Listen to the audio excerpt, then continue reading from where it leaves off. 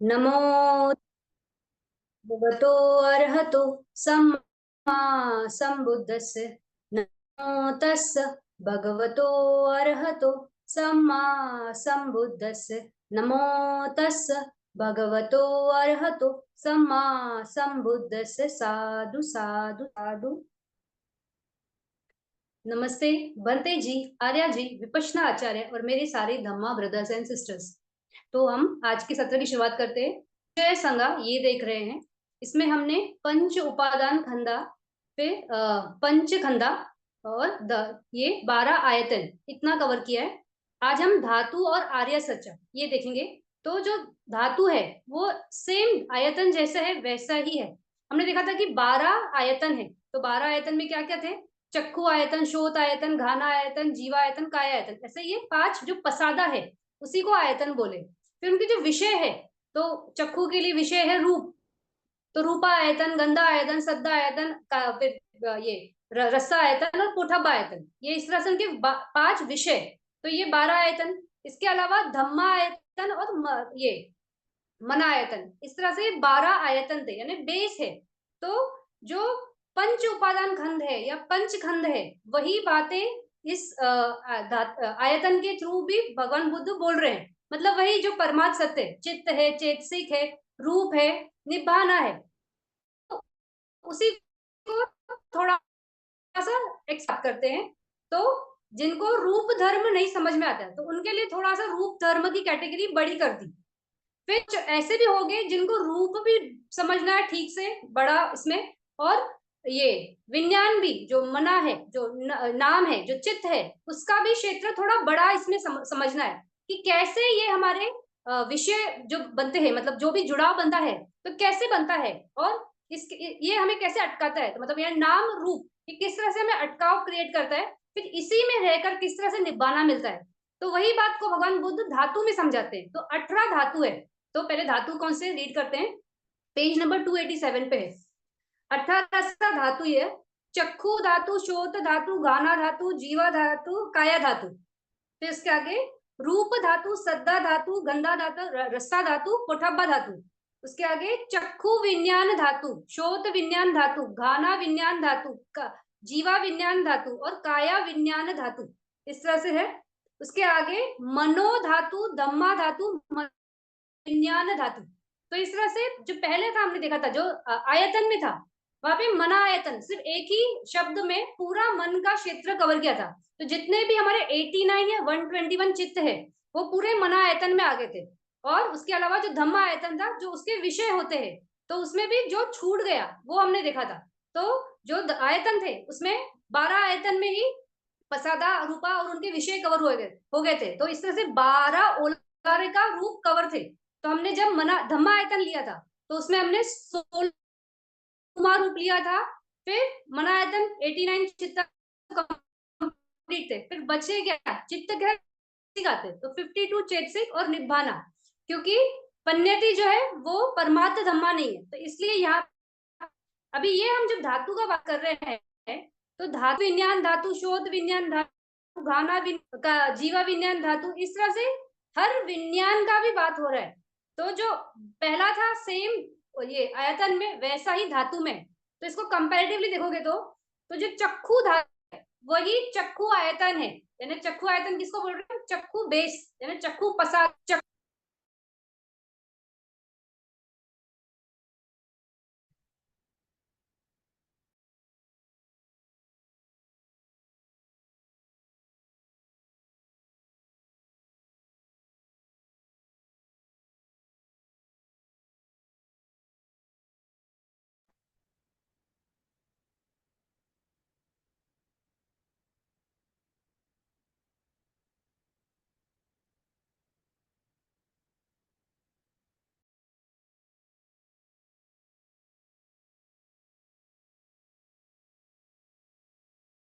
आयतन है।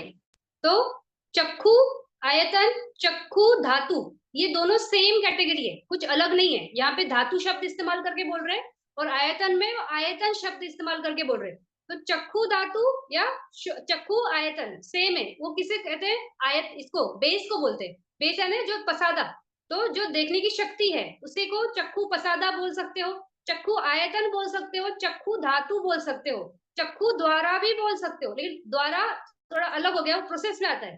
तो इस तरह से जो प्रसादा है वही द्वारा भी बोलोगे तो भी राइट ही है, प्रोसेस का मतलब वो फुल फुल डोर का प्रोसेस होगा, बट एग्जैक्टली उस चक्षु का ही होगा। तो इस तरह से हम अलग शब्द इस्तेमाल कर रहे हैं, लेकिन बात तो वही है। तो इस तरह से चक्षु धातु और चक्षु आयतन सेम है। उसी तरह सद्दा आयतन और सद्दा धातु सेम है। उसी तरह से घाना का, उसी तरह जीवा का, उसी तरह काया। फिर इनके जो विषय है, तो चक्षु के लिए रूप विषय होता है, तो वहां पे रूप आयतन ऐसा शब्द इस्तेमाल हुआ था। यहाँ पे रूप धातु सेम वही है। आंखों के सामने जो भी ऑब्जेक्ट विजिबल है उसे हम रूप धातु बोलेंगे। फिर जब कोई प्रसादा है और कोई ऑब्जेक्ट है, अगर एग्जाम्पल चक्कू का ले, तो चक्कू का प्रसादा यानी चक्कू धातु है, सामने ऑब्जेक्ट है रूप धातु है, तो इसको जानता कौन है? तो विज्ञान जानता है। तो इसलिए यहाँ पे चक्कू विज्ञान धातु इस तरह से भी बताया गया है कि पूरा प्रोसेस, इस पूरे प्रोसेस में 3 एलिमेंट होंगे तो ही कोई ऑब्जेक्ट देख सकते हैं। 3 ऑब्जेक्ट पूरे हैं तो ही कोई चीज सुनाई देगी। तो प्रसादा भी होना होगा, वो ऑब्जेक्ट भी होना होगा, और वो विज्ञान भी जो उसे जानेगा।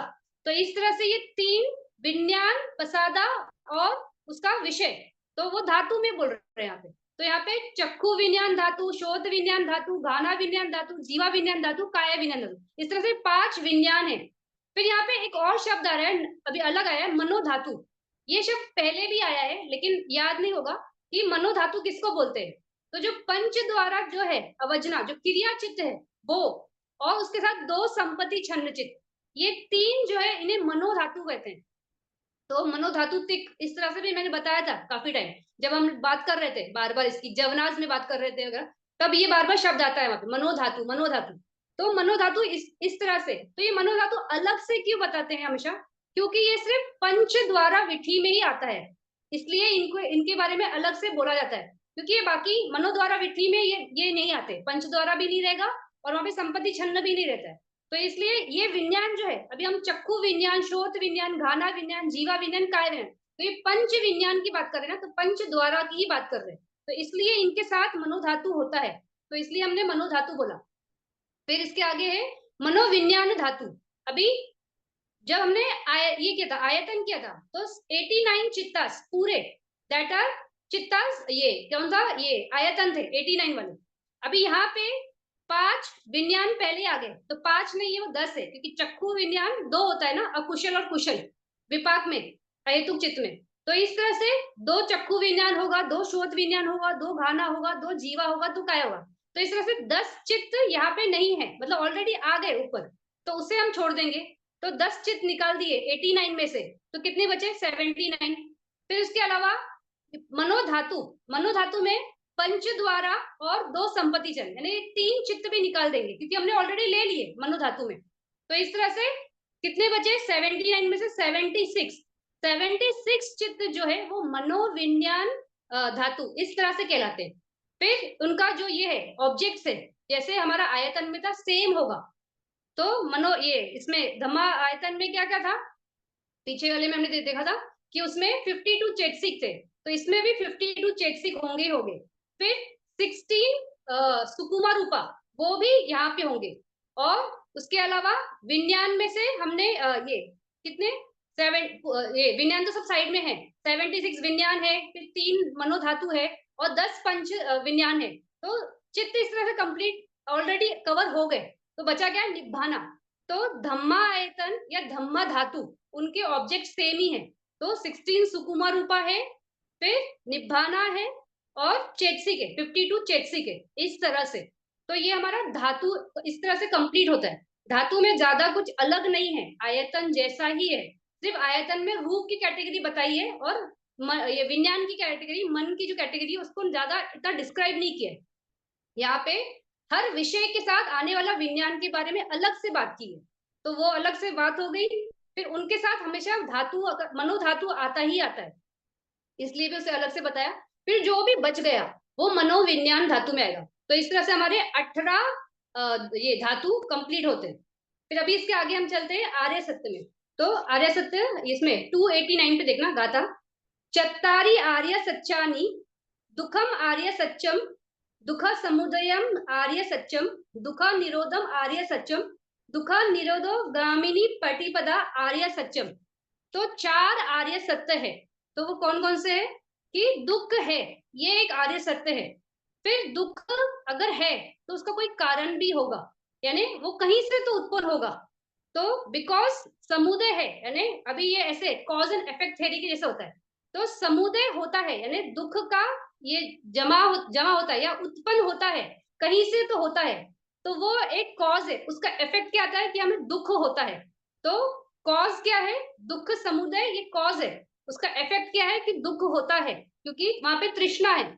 फिर उसी तरह से निरोध और निरोधा गामिनी पटिपदा। तो कॉज क्या है, निरोधा पटिगामिनी ये जो है, यानी उसको आर्य ये मग्ध अष्टांगिक आर्य अष्टांगिक मार्ग जो है वो कॉज है। उसकी वजह से मिलता क्या है, तो निभाना मिलता है। तो इस तरह से कॉज एंड इफेक्ट थ्योरी है। फिर अभी हम इसको अच्छे से समझेंगे कि आर्य सत्य इनको क्यों बोला गया है। अभी जैसे फर्स्ट सच है, तो फर्स्ट वाला सच कौन सा है, दुखा सत्यम। तो इसे दुख सत्य क्यों बोला है, ऐसा क्या है कि ये सच ही है, मतलब इसमें कुछ भी भेद नहीं है। अगर वो सच है यानी अल्टीमेट मतलब है, यानी वो कहीं भी बदलेगा नहीं, तो कैसे नहीं बदलता है। तो जो भी दुख है उसके 4 लक्षण होते हैं। एक होता है पिलानत्तो, फिर एक होता है संखतम, एक होता है संतापा, और एक है विपरिणमा। तो इस तरह से ये 4 फैक्टर्स अगर किसी चीज में है तो उसे हम कहेंगे कि इसमें दुख है, यानी ये ऐसा सत्य है जो आर्य है, जो है अल्टीमेट है। मतलब इसमें कोई ये अलग अलग से कुछ डायमेंशन हो ही नहीं सकता, मतलब एब्सोल्यूट इसी तरह से है। तो पिलाना तो ये किसको बोलते हैं, इसका मतलब होता है किसी भी चीज को दबाना या उसको सप्रेस करना, या जैसे बोलते हैं ना कि छलना, तंग करना। तो ये उस तरह से है।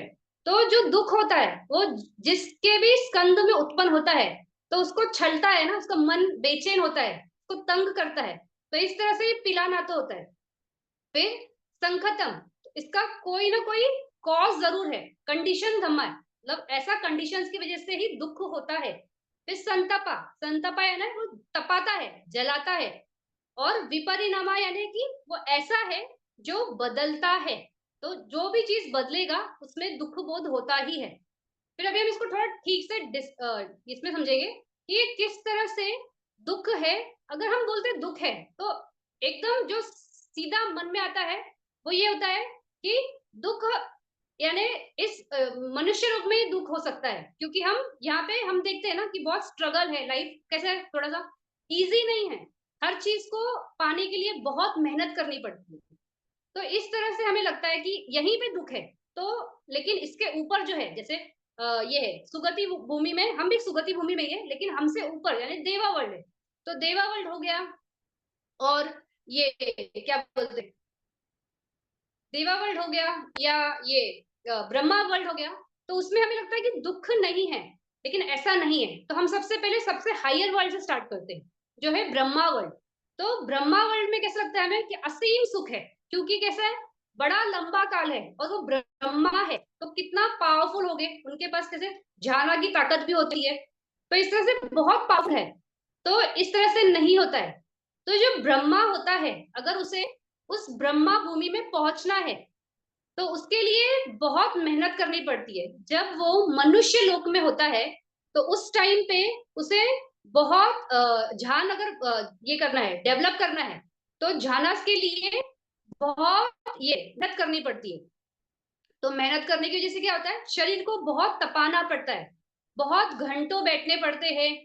और एक मिनट मुझे बार बार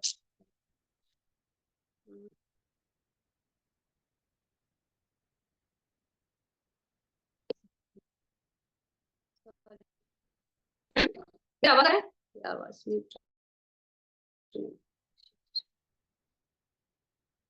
मेरा आवाज आ रहा है। हाँ आ रहा अ, है। मेरा आवाज आ रहा है ना। आ रहा है आ रहा है। हाँ। अरे यार, मुझे बार बार मैसेज करे, मेरा हैंग हो रहा है, वैसे ही हैंग हो रहा है।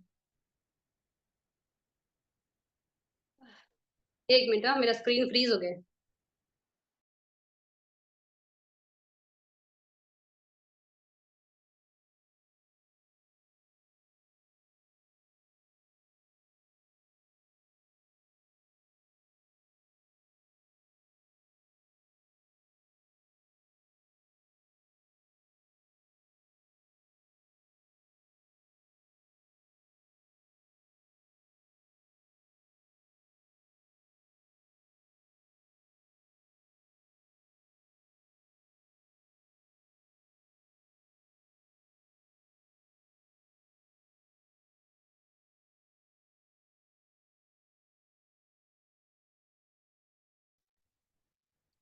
सॉरी। तो कोई अगर ये ब्रह्मा वर्ल्ड में अगर जाता है तो ब्रह्मा वर्ल्ड पे जाने के लिए बहुत मेहनत करनी पड़ती है। जब मनुष्य लोक में होते हैं तो उस टाइम पे ध्यान डेवलप करने के लिए घंटों का अभ्यास लगता है। और कैसा होता है, एक किसी विषय के साथ मन को एकाग्रित करना पड़ता है, तो इसके लिए घंटों सालों महीनों मतलब मेहनत करनी पड़ती है। तो शरीर को बहुत तपाना पड़ता है। तो इस तरह से ये एक दुख ही है ना, कि मतलब हमें कुछ चाहिए, मतलब ब्रह्मा वर्ल्ड में उत्पत्ति हो, इसलिए क्या होता है कि कंटिन्यूस इतनी मेहनत करनी पड़ती है, अपने सारे विषय छोड़ने पड़ते हैं, और बहुत मेहनत करते हुए ही हम वहां पे पहुंच सकते हैं। तो इस तरह से ये कैसे संखत है, मतलब कंडीशन। कंडीशन क्या है कि हमें ब्रह्मा वर्ल्ड में जाना है। तो ब्रह्मा वर्ल्ड में जाना है तो उसके लिए क्या होता है, कंटिन्यूस इस वर्ल्ड में अपने आप को तपाओ, अपने आप को हर विषय से अलग करो। अभी हम कैसे, हम ह्यूमन वर्ल्ड में है, तो ये काम क्षेत्र है ना, तो बहुत सारे विषय है। तो हर विषय से हटा के मन को बहुत डिसिप्लिन करके कंटिन्यूअस बैठना और उसको भी डेवलप करना। तो इस तरह से भी एक संखदा दुख है अगर ब्रह्मा वर्ल्ड में भी जाना है। फिर संतपा, एक बार अगर जैसे एक बार यहाँ यहाँ पे जब है हम, और हमारा ये डेवलप हो गया, ध्यान डेवलप हो गया, तो जो भी मनुष्य है जिसने ध्यान डेवलप कर लिया, उसका ईगो बहुत डेवलप होता है। क्यों? क्योंकि वो सोचता है कि मैं सबसे अलग हूँ। तो बहुत अलग क्यों हूँ? क्योंकि मेरे पास ध्यान है, उसको मालूम है कि इसके बाद उसकी उत्पत्ति कहाँ होने वाली है, उसके बल से। तो एक बहुत माना बहुत रहता है। और ये मेरा पर्सनल एक्सपीरियंस भी है, मैंने सिर्फ जाना डेवलप वालों से बात की है। एक ईगो रहता है, बात करने से शुरुआत में ही समझ में आता है कि ये थोड़ा सा अपने आप को सुपीरियर ही समझ रहे हैं। तो इस तरह से ये होता ही है, मतलब ध्यान में ये आपका जाता ही है। तो कैसा होता है, शरीर तपता है ना, प्राइड होना मतलब मान होना, तो एक प्राइड है। तो इसमें क्या होता है, शरीर को तपाना है इस तरह से, और खुद को बहुत अच्छा समझना और दूसरों को कम समझना। तो ये भी एक टाइप का दुख ही है, क्योंकि ऐसा चित्त से करा हुआ कोई भी कर्म आपको बाद में दुख ही लाएगा, क्योंकि अकुशल धम्मा है ना, माना अकुशल धम्मा। तो इस तरह से वो होते हैं। फिर जब वो उनकी उत्पत्ति वहां पे हो जाती है, कहाँ पे, ब्रह्मा लोक में। तो ब्रह्मा लोक में भी उत्पत्ति होने के बाद ये कैसा होता है कि अभी यहाँ पे वहां पे संतापा, एग्जैक्टली वहां पे पहुंचने के बाद संतापा दुख नहीं इतना। क्यों नहीं होता है? क्योंकि वो कैसे ये है ना, प्रशब्दि का स्टेज है, तो पूरा मेडिटेशन का स्टेज है, वहां पे कुछ विषय नहीं होते। तो इस तरह से वो बड़े आराम से सुख से वहां पे टाइम निकालते हैं। तो मतलब उनका संखता दुख बहुत ज्यादा होता है, मतलब उसकी प्रिपरेशन स्टार्टिंग में आने के पहले वाली में प्रिपरेशन में बहुत मेहनत है, तो वहां पे वो दुख ज्यादा है। लेकिन संखता ये संतपा दुख थोड़ा कम होता है। लेकिन उसमें भी जैसे अगर वो, फिर इसकी वजह से क्या होता है कि उनकी दिट्ठी भी थोड़ी स्ट्रांग रहती है। जैसे हमने देखा था कि जो पहला ब्रह्मा होता है वो सोचता है मैं ही सृष्टि का कर्ता धर्ता हूँ, मैंने ही सब कुछ क्रिएट किया है। तो इस तरह से वो अपने आप को समझता है, तो वहां पे उसकी दिट्ठी होती है, एक रॉन्ग व्यू होता है कि मैं ही मालिक हूँ, मतलब इस पूरे क्रिएटर हूँ। तो हम हमारे इसमें है ना कि हम मानते हैं कि ब्रह्मा इज अ क्रिएटर। तो इस तरह से आता है क्योंकि उसको ही समझ में आता है कि वो क्रिएटर है। फिर वो इन्फॉर्मेशन बाद में नीचे भी पहुंचती है। तो इस तरह से एक दिट्ठी का क्षेत्र होता है। फिर उसके बाद वो ये भी समझता है कि मेरे सामने संसार नष्ट होता है, उत्पन्न होता है, व्यय होता है। तो संसार जाता आता है, लेकिन मैं नहीं आता जाता हूँ। तो एक तरह से मैं कभी मरूंगा ही नहीं, यानी मैं अमर हूँ। इस तरह की भी दिट्ठी एक ब्रह्मा में बहुत स्ट्रांग होती है। लेकिन वो दिट्ठी होने से क्या होता है, ऐसा होता है क्या? ऐसा कभी नहीं होता है। जब समय आएगा वो ब्रह्मा की भी एंड होगा, उसका भी ये क्या जीवन काल खत्म होगा। तो इस तरह से ये उनका संतापा जो है इतना ज्यादा नहीं होता है, या इतना ज्यादा महसूस नहीं होता है। लेकिन होता है, और कैसे होता है कि जब हम ध्यान डेवलप करके ऊपर जाते हैं तो वहां पे हमारे क्लेश धर्म जो है वो नष्ट नहीं होते ना, विपश्यना में नष्ट होते हैं, लेकिन ध्यान में ये नष्ट नहीं होते, ये इनकी मूल जड़ें तो रहती है। तो अगर वहां से निकले, तो वहां से निकलने के बाद फिर नीचे के वर्ल्ड में ही प्रमोशन होता है ना, मतलब प्रमोशन है ना, डिमोशन होता है। तो आप वहां से नीचे आते हो, ऊपर नहीं जाते हो। तो इस तरह से वो उनमें ये संताप दुख होता है, लेकिन उन्हें समझ में नहीं आता है। क्योंकि जो जीवन काल होता है ना ब्रह्मा का, वो बहुत बड़ा होता है, कप्पास में होता है, तो बहुत अयॉन्स तक चलता है। तो इस वजह से उन्हें महसूस नहीं होता है, लेकिन ये होता जरूर है। फिर जैसे अभी वो राइट धर्म से भी दूर रहते हैं। जैसे अगर जैसे भी बुद्धा, भगवान बुद्ध का भी एक एग्जाम्पल है कि वो ऊपर जाते हैं तो बका ब्रह्मा जो रहते हैं, तो वो सोचता है कि सब उनके ये रहते हैं जो बाकी के देवास बैठे रहते हैं, तो वो भगवान बुद्ध को बोलते हैं कि मैं सुप्रीम हूँ, मुझे सब पता है। फिर भगवान बोलते हैं तुम नहीं हो, तो वो बोलता है नहीं मैं हूँ। तो इस तरह से फिर भगवान बोलते हैं कि ठीक है चलो टेस्ट करेंगे। तो भगवान बोलते हैं कि मैं छुपता हूँ, तुम्हें मुझे ढूंढ के लाओ। तो नहीं, पहले वो बोलते हैं कि तुम छुपो, तो वे बका ब्रह्मा छुपते हैं, भगवान बुद्ध उसको फटाफट ढूंढ के लाते हैं। लेकिन जब बुद्ध की टाइम आती है तो भगवान बुद्ध उसके आंखों के जो ये बाल है पलक के उसके ऊपर बैठते हैं, तो वो दिखाई भी नहीं देते उस बका ब्रह्मा को, और वो ढूंढ नहीं पाता है। तो इस तरह से क्या होता है, ये एक्चुअल धम्मा से भी दूर रहते हैं। मतलब अभी ऐसा कोई सामने है जो सम्मा संबुद्ध है, जिन्होंने जीवन काल का चक्र ही तोड़ दिया है, लेकिन उसको भी ये एक्सेप्ट नहीं कर पाते। क्यों? क्योंकि अंदर मन में क्लेश है, तो इस वजह से भी वो राइट धम्मा को आइडेंटिफाई नहीं कर पाते। तो इस तरह से ये होता है। फिर विपरिणामा, विपरिणामा यानी चेंज। तो ये इनका भी लाइफ स्पैन चेंज होता है ना, यानी खत्म होगा ना, तो कभी इनका ये कुशल धम्मा से जो गए हैं और जिस भी जगह पे है, रूप भूमि में पहले इसमें है, सेकंड में है, थर्ड में, फोर्थ में या अरूप में है, जहां भी है, तो उसका भी एक काल भेद है ना कि इतने टाइम तक यहाँ पे रहना है, उसके बाद तो नीचे ही आना है। तो वहां से क्या होता है, अगर अरूप है तो अरूप से डायरेक्ट एकदम नीचे नहीं जाते, तो अ, ये देवता भूमि या तो सुगति भूमि, ये ह्यूमन वर्ल्ड में ही आते, और वो भी त्रिहेतु करके आते। तो इस तरह से आएंगे। लेकिन इसके बाद क्या, इसके बाद अगर इस वर्ल्ड में आके सिर्फ काम विषयों में रत रहे, तो अकुशल धम्मा ही जमा किया, तो यहाँ से आप और नीचे सरकेंगे तो अपाय में जाएंगे। तो इस तरह से कहीं नीचे ही जा सकते हैं, तो बदलता है। मतलब इतना ऊंची अवस्था थी ब्रह्मा की, अब यहाँ पे नीचे, इतना नीचे तक भी पहुंच गए कि अपाय तक पहुंच गए। तो इस तरह से ये दुखा सच्चा ब्रह्मा भूमि के लिए, कि उसमें कैसा है, उसमें संखता भी है, संतापा भी है और विपरिणामा भी है, यानी तीनों धम्मा से ये उनको दुख बोधी है यहाँ पे।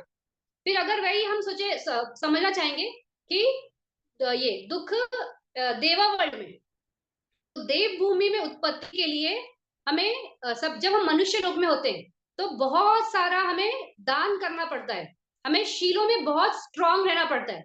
जो ये दो धमा में बहुत स्ट्रांग है, कि अपने शील में भी बहुत स्ट्रांग है, अपने दान धर्म में भी बहुत स्ट्रांग है, तो वो 100% देवा वर्ल्ड में उत्पत्ति उसकी होती है।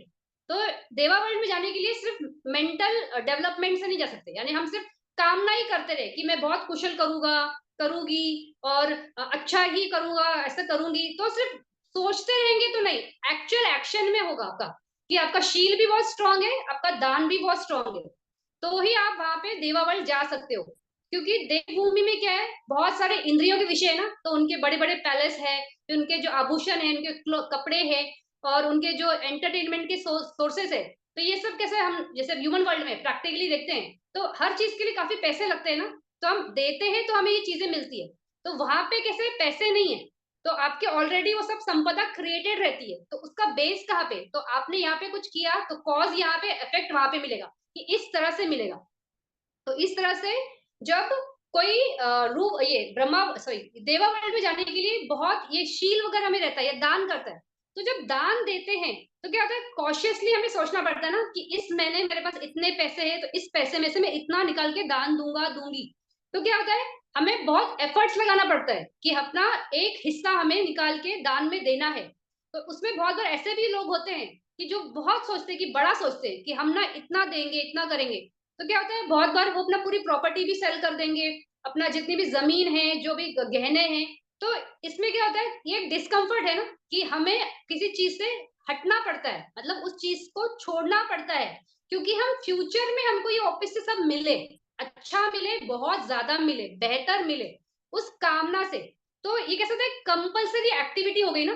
तो एक कंपल्सरी एक्टिविटी कोई भी हो, वो कैसे दुख ही देती है, कि मुझे करना है, मुझे मालूम है ना कि आगे एक देवा वर्ल्ड है, और उस देवा वर्ल्ड में मैं काफी सुख से रहूं, तो मुझे ये करना चाहिए, तो मैं करती हूँ, इस तरह से ये दुख है।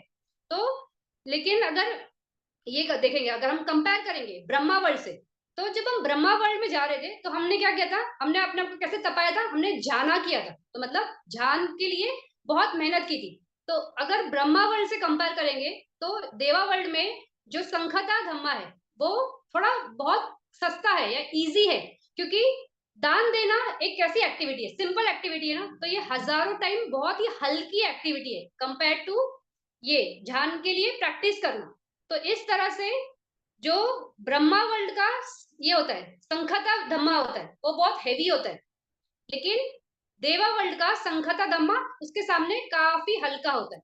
फिर संतापा, तो संतापा में हमने ये देखा था कि ब्रह्मा वर्ल्ड में संताप मतलब बॉडी इतना जलता नहीं है, क्योंकि वहां कैसे बड़ा लंबा काल है, विषय भी बहुत कम है, इंद्रियों का क्षेत्र नहीं है, झानास का स्टेज है, तो मेडिटेशन है, तो इस तरह से है। तो संतापा उनका देवास के हिसाब से काफी कम होता है, लेकिन देवास का संतापा बहुत हैवी होता है। अभी देव भूमि जो है, जो 6 सुगति भूमि है, वो सिर्फ काम भूमि है। काम भूमि मतलब काम विषयों की भूमि है। वहां पे एक्सट्रीम लोभ है, राग है, मोह है, अटैचमेंट है, ये सब चीजों की वहां पे भरमार है। तो ये कैसे होते हैं, कंटिन्यूअसली यही सब करते रहते हैं, इनका विषय ही यही है, उनके पास कोई और है नहीं। तो भोग संपत्ति जो बोलते हैं ना, वो यहाँ पे देवा वर्ल्ड में बहुत ज्यादा है। मतलब मनुष्य वर्ल्ड में भी है, जैसे बहुत जो लोग है कर सकते हैं वो करते हैं, लेकिन वो कर सकते हैं या नहीं कर सकते ऐसे वाले फैक्टर्स है। लेकिन देवा वर्ल्ड में सभी के पास ये अपॉर्चुनिटी होती है। तो इस तरह से इनके ये वाले बहुत जो संतापा दुख है ना, मतलब बहुत ज्यादा होता है, क्योंकि वहां पे हर टाइम इसकी वजह से क्या होता है, ये सिर्फ अपना लोभ का ही धर्म क्रिएट कर रहे हैं। फिर यहाँ पे दोष भी होता है, फिर यहाँ पे मोह भी होता है। तो इस तरह से अकुशल धम्म की एक क्या बोलते हैं वृद्धि करने वाला जो जगह है, तो वैसा ये देव भूमि है। फिर देवभूमि में जाने के टाइम जैसे हमने यहाँ पे बहुत दान दिया, फिर हम वहां पे पहुंचे, तो वो हमारा वहां पे भी देव वर्ल्ड में भी सबका सेम नहीं होता है। कोई देवा बहुत ये रहेगा, बलवान रहेगा, उसका जो संपदा रहेगा, वेल्थ रहेगी, उसका जो पैलेस रहेगा वो काफी बड़ा होगा। कुछ जो रहेंगे देवा उनका बहुत हल्का शील रहता है। तो वो भी डिपेंड करता है कि क्वालिटी ऑफ दान हमने कैसे दिया। कोई होता है ना कि बहुत कर सकता है लेकिन बहुत हल्का फुल्का ही देता है, क्यों? क्योंकि मन नहीं मानता है ना, दे नहीं सकता है। तो जिस तरह की क्वालिटी से आपने डेवलप किया, उस तरह की क्वालिटी वहां पे होती है। तो वहां पे क्या होता है, थोड़ा सा इंफीरियरिटी और सुपीरियरिटी कॉम्प्लेक्स भी देवास में होगा ही होगा, क्योंकि कोई देख रहा है कि अरे इसके पास कितना है, और दूसरा जिसके पास नहीं है वो कितना हीन भावना से रहता रहेगा। तो इस तरह से संतापा जो है वो वहां पे बहुत ज्यादा होता है। फिर विपरिणामा देवा, ये धम्मा, जो विपरिणामा धम्मा है देवा वर्ल्ड का, वो उस देवा वर्ल्ड से जैसे ही खत्म होता है लाइफ स्पैन, तो क्या होता है, वो फट से नीचे वाले वर्ल्ड में आते, तो या तो इस वर्ल्ड में आएंगे या तो सीधा अपाय में जाएंगे। क्यों? क्योंकि उस लाइफ में सिर्फ काम क्षेत्र में ही रहे ना, सारे अकुशल धम्मा बहुत जमा करते गए, कंटिन्यूस जमा कर रहे थे वही। तो इस वजह से ये एक मतलब कॉस्मिक ऑर्डर, यानी इसी तरह का ऑर्डर है कि यहाँ पे उत्पन्न हुआ जो स्कंद है, जो देवा का स्कंद है, वो नीचे ही सरकता है, वो ऊपर जाता ही नहीं है, उसमें क्वालिटी ही नहीं है कि वो ऊपर जा सकता है। तो इस तरह से ये हमारा ये देवा वर्ल्ड का विपरिणामा धम्म होता है। फिर उसी तरह से अगर आप ये देखोगे कि ये लाइफ स्पैन, एक ब्रह्मा का लाइफ स्पैन बहुत कप्पा तक होता है, तो उसका जो बदल है ना वो बहुत धीरे से आता है। लेकिन जो देवा वर्ल्ड का है ना, उनका जैसे जस्ट हमारे ऊपर चतुर्मासिक देव, तो उनका 500 साल का जन्म है। तो जैसे हम लोग मान लो 100 साल है, तो 500 साल, लेकिन उनका कैलकुलेशन थोड़ा अलग है।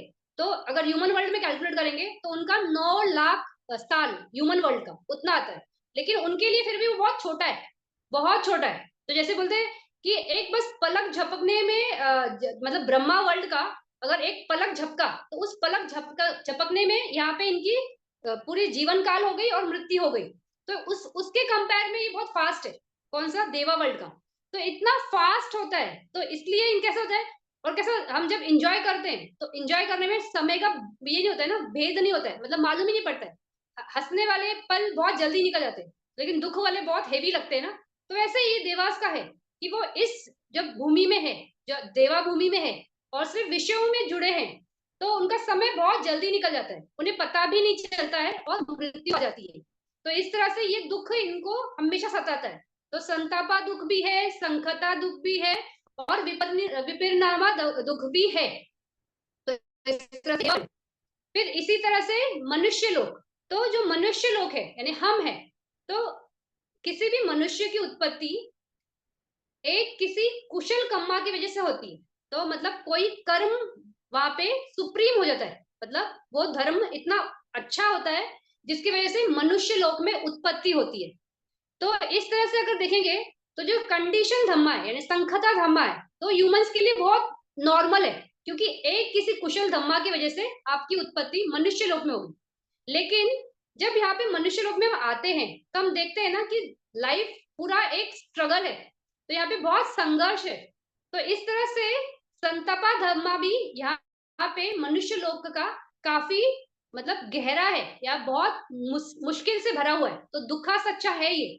फिर उसी तरह संतापा, तो कोई भी मनुष्य जब पैदा होता है तो पैदा होने के टाइम से जैसे गर्भ में धारण होता है तो वहां पे दुख है कि कोई बीमारी हो सकती है, मतलब पैदा होने से पहले ही, या फैक्टर्स, फिर वो कैसे फैमिली में आना है, फिर वो कंडीशंस कैसे है, फिर पैदा होने के टाइम, फिर पैदा होने के बाद, फिर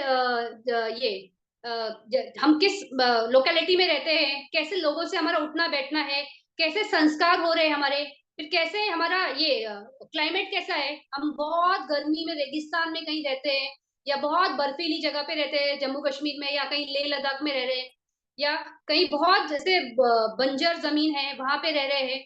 तो इस तरह से मनुष्य का जो जीवन है उसमें हर पल इसी तरह के संघर्ष या इसी तरह के दुख कंटिन्यूस दिखते हैं।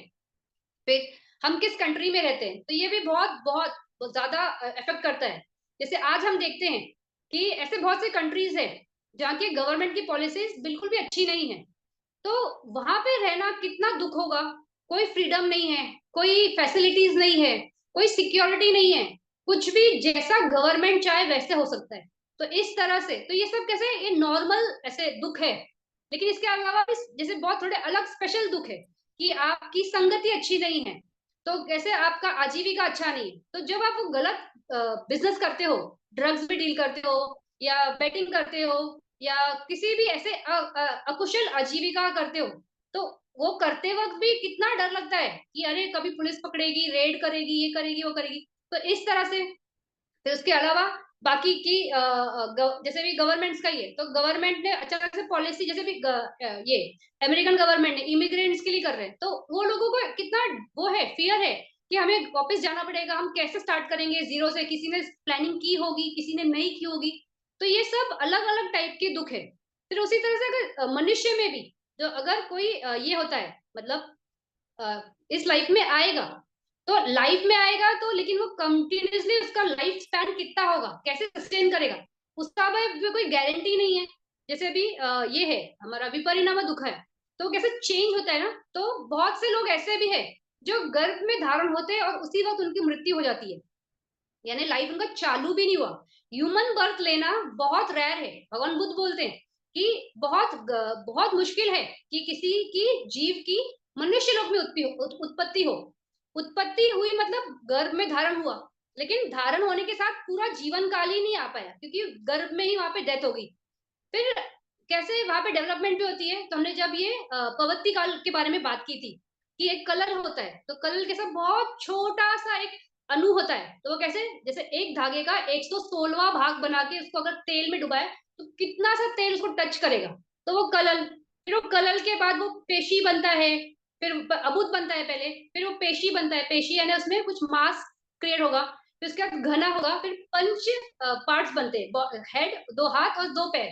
तो इस तरह से तो बहुत से जीव ऐसे भी है कि वो ये 5 स्टेज भी कवर नहीं कर पाते, उनकी डेथ भी इस 5 स्टेज में कई बार हुई है। मतलब कई बार मनुष्य लोग तो आए लेकिन स्टेज भी कंप्लीट नहीं कर पाए।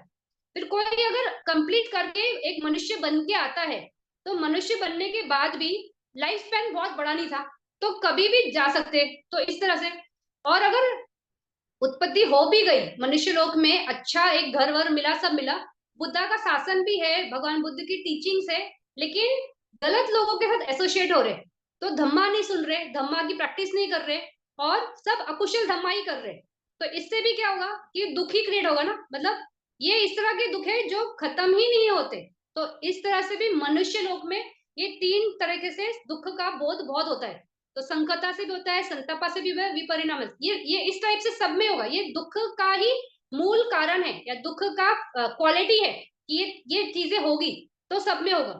तो उसी तरह से अपाय भूमि का, अभी अपाय भूमि में अगर कोई जीव उत्पन्न होता है तो वहां पे जाने के लिए कंडीशन क्या है कि आपका कोई अकुशला बहुत स्ट्रांग हो, और वो अकुशला की वजह से आपकी उत्पत्ति कहाँ पे हो गई, अपाय लोक में हो गई। तो उस तरह से देखेंगे तो वहां पे जाने का कंडीशन जो है यानी संखता धम्मा जो है वो बहुत नॉर्मल है ना कि एक अकुशल किया लेकिन चले गए। लेकिन उसका जो विपाक मिलता है यानी जो अकुशल की वजह से हम निरय में पहुंच गए, हमारी उत्पत्ति अपाय लोक में हो गई, तो वहां पे जो दुख और यातना है वो बहुत ज्यादा है। मतलब उसको कंपेयर नहीं कर सकते, उसका कोई परिभाषा नहीं कर सकते कि कितना बड़ा दुख है। तो इस तरह से संखता दुख भी अपाय लोक का बहुत बड़ा है। फिर उसी तरह संतपा कि वहां पे वो जीवन कैसा है, वहां पे लाइफ कैसा है, तो वहां पे तो लाइफ सिर्फ दुख का ही है। मतलब भगवान बुद्ध तो सीधा ये बोलते हैं कि वहां पे इतने दुख है कि अलग अलग योनि है ना, पहले एक तो अलग अलग निराय है, तो 8 महा बड़ा बड़ा निराय है, फिर उसकी छोटे छोटे निराय है, तो इस तरह से बहुत सारे निराय है। फिर ये निराय है अलग अलग। फिर अगर आप पेटा में चले गए, असुर में चले गए या तिरछना में चले गए, तो इन सब में यातनाएं इतनी ज्यादा है कि उनके बारे में डिस्क्राइब करना मतलब इतना बड़ा टास्क है कि बहुत समय लग जाएगा। तो इसलिए उन्होंने उस पे सीधा एक संवेगा वटु है उसमें बताया है। तो उसमें भी अलग अलग बताया गया फिर कि पेटा का कैसा दुख होता है, असुर का कैसे होता है, अपाय वालों का कैसे होता है। लेकिन वो एक अलग से वटु है, तो उसको हम ज्यादा टच नहीं करेंगे, हम जो जनरल है उतना ही बात करेंगे यहाँ पे। तो ये जो अगर कोई निराय में है तो भगवान बुद्ध कैसे बोलते हैं कि उनका शरीर कैसा होता है, कि उनके शरीर में जो ये मांस है, जो हड्डी है, जो उनका हार्ट है, जो उनका लंग्स है, ये सब कैसा है, ये हमेशा तपते रहता है। आग कैसे जलती है ना उस तरह से ये जलता रहता है, ये शरीर इस तरह से है। फिर उसमें से भी क्या है, सिर्फ दुख दुख दुख है ना, और कंटिन्यूस दुख होता है। तो एक बार निराय चले गए तो निराय का इतना डेंजरस क्यों है, कैसे होता है, आप एक अकुशल करो और एक अकुशल की वजह से आप वहां पहुंच गए, फिर वो कंटिन्यूस भोगना भोगना भोगना भोगना भोगना रहता है, और वो जब तक एग्जॉस्ट नहीं होता है, वो वाला दुख एग्जॉस्ट नहीं होता है, तब तक आप वहां पे रहते हैं। फिर जैसे ही आपका वो दुख खत्म होता है, यानी वो जो रिजल्ट था वो खत्म हुआ, फिर नेक्स्ट जो बाहर निकलना है यानी वो खत्म हुआ, अभी वहां पे खत्म होते ही इमीडिएटली क्या होता है, इमीडिएटली कोई और आपका अकुशला है ना, अभी उसने ऊपर मुंडी डाली, तो उसकी वजह से फिर से वो कंटिन्यू होता है, फिर वो चलते रहता है। फिर वो जब खत्म होगा फिर से दूसरा अकुशला, यानी अपाय लोग ऐसा है जहां पे एक बार पहुंच गए तो सारे अकुशल धम्मा को उत्पन्न होने का चांस मिल जाता है। तो इस तरह से ये बहुत डेंजरस है। तो जैसे कोई देवा भी है या कोई ब्रह्मा भी है या हम मनुष्य भी है, हम जब तक इस भूमि में तब तक बहुत ठीक है। लेकिन अगर कोई भी एक अकुशला की वजह से हम वहां चले गए, जैसे भी हमारा तो भी फिर भी हम कैसे काट छोट करते ही रहते हैं, मतलब कुशल दमा भी चलता है और अकुशल दमा भी चलता है। लेकिन अकुशल दमा हमारे बहुत ज्यादा है, जो नॉर्मल ह्यूमन बींग्स है उनके अकुशल दमा ही ज्यादा है, कुशल दमा बहुत गिनती के रहते हैं। लेकिन हम देवा का बात करते हैं कि देवा में कैसे है, वहां पे वो सारे अपने कुशल धम्मा से देवा वर्ल्ड पहुंचे थे। फिर ब्रह्मा भी वैसे ही है। तो ये क्या हुआ, इनका कहीं भी अकुशल धम्मा को ऊपर आने का अपॉर्चुनिटी कहीं नहीं मिलता है। लेकिन जिस दिन उसको अपॉर्चुनिटी मिलेगा यानी वो जिस टाइम अपाय में पहुंचेंगे, उस टाइम ऐसा हो जाएगा कि अब उनके जितने ये है अकुशल धम्मा है, जितना उन्होंने किया है अपने पूरे लाइफ स्पैन में, देवा बनने से पहले, ब्रह्मा बनने से पहले, सबको अपॉर्चुनिटी मिल जाती है और कंटिन्यूस वो उस भूमि में रहते हैं। तो देखो, अपाय में जाने वाला तो दुख भोग ही रहा है, वैसे ही देवा और ब्रह्मा और मनुष्य भी अगर इन भूमि में पहुंचता है तो भी असीम दुख का एक कड़ी जैसे बोलते हैं ना खुल जाए, वैसे खुल जाता है। और ये इतना बड़ा है, मतलब उसको ऐसे मिलियंस ट्रिलियंस डिजिलियंस ऐसा भी शब्द अभी उसमें कितने जीरो होंगे मुझे नहीं पता, लेकिन ये इतना बड़ा काल होता है कि आप सिर्फ वहीं रहोगे। तो समय पे भगवान बुद्ध अगर मतलब है यहाँ पे, आप उस टाइम निराय में हो, तो उत्पत्ति ही नहीं हो पाई, बाहर आ ही नहीं पाए, धम्मा ही नहीं सुन पाए, तो मुक्ति का खत्म मौका ही नहीं मिलता है। तो इस तरह से इनका संतपा धम्मा भी बहुत डेंजरस है। फिर उनका विपरिणाम धम्मा भी सेम ही है कि उनका जैसे ही चेंज का टाइम आता है ना, लाइफ खत्म होने का टाइम आता है, दूसरा अकुशला ऊपर आएगा, फिर से वो वही घूमेंगे, फिर से अकुशला आएगा, फिर से घूमे। और इसमें बोलते हैं ऐसा है कि आपका ना डिमोशन ही होते रहता है, मतलब अपाय में भी ना और अंदर सरकते जाओगे और अंदर सरकते जाओगे, मतलब बाहर आने का चांस या अपॉर्चुनिटी बहुत रेयर है। इसलिए अपाय जाना इतना डर है। तो इस तरह से ये दुखा सच्चा अपाय भूमि का। फिर उसी तरह से जैसे हम अभी हमारे मनुष्य लोक में ही जो किसान होता है उसका भी दुखा ये जो है उसका संकटा संतापा और विपरिणामा से हम बोल सकते हैं। तो उसका स्पेसिफिकली क्यों बोल रहे हैं, क्योंकि मनुष्य लोक में खाना बहुत इंपॉर्टेंट है। अगर हमें फूड नहीं मिलेगा तो हम सरवाइव नहीं कर सकते। बगैर खाए हम सरवाइव नहीं कर सकते। ब्रह्मा वर्ल्ड में सरवाइव कर सकते हैं क्योंकि वहां पे फूड की जरूरत नहीं है। देवा वर्ल्ड का उनका खाना उनको उगाना नहीं पड़ता है, तो वो सर्वाइव कर सकते हैं। लेकिन यहाँ पे फूड उगाना पड़ता है, फिर ही हम उसको ग्रहण करते हैं। लेकिन हम नहीं उगाते ना, वो कोई है जो उसे उगाता है। तो जो किसान होता है वो उगाता है। तो किसान का भी संकटा संताप विपरिणाम बहुत हैवी होता है। कैसे होता है कि अभी जैसे किसी किसान को किसानी करनी है, यानी कोई खेती लगानी है, कोई फसल को उगाना है, तो पहले जमीन साफ करो, फिर बीज खरीद के लाओ, फिर उसको जमीन को मट्टी को उखाड़ना होता है, जिसको ये प्लॉइंग बोलते हैं। फिर इस तरह से मट्टी को उसको प्रिपेयर करना पड़ता है। तो इसमें भी कैसे बहुत मेहनत लगती है ना। तो स्टार्टिंग के कंडीशंस में ही उसको बहुत मेहनत करनी पड़ती है। फिर संतापा, जब उसकी फसल बन जाती है, तो फसल बनने के बाद कैसे आता है कि उसको ये काटना है, फिर उसका छटनी करनी है, फिर वो बीज अलग करने हैं, धान अलग करना है, जो भी है, गेहूं है, बाजरा है, ज्वार है, जैसा भी है, उसको साफ करना है। फिर उसको ये देखना है कि कोई जानवर उसको खा ना जाए, फिर कोई उसको आग ना लगा दे। तो इस तरह से उनके ये वाले जो संतापा है, वो दुख भी बहुत ज्यादा होते हैं। फिर जब भी कोई ये होता है, किसान होता है, तो वो कैसे होता है कि वो उगाता है, तो इसका मतलब ये तो नहीं ना कि वो कभी उसको कंज्यूम नहीं करता है या वो खाएगा नहीं, वो भी खाता है। तो अपना ही जो संपदा है, यानी अपनी ही दौलत, वो कम करता है। जितना वो खाता है उतना वो बेच नहीं पाता है।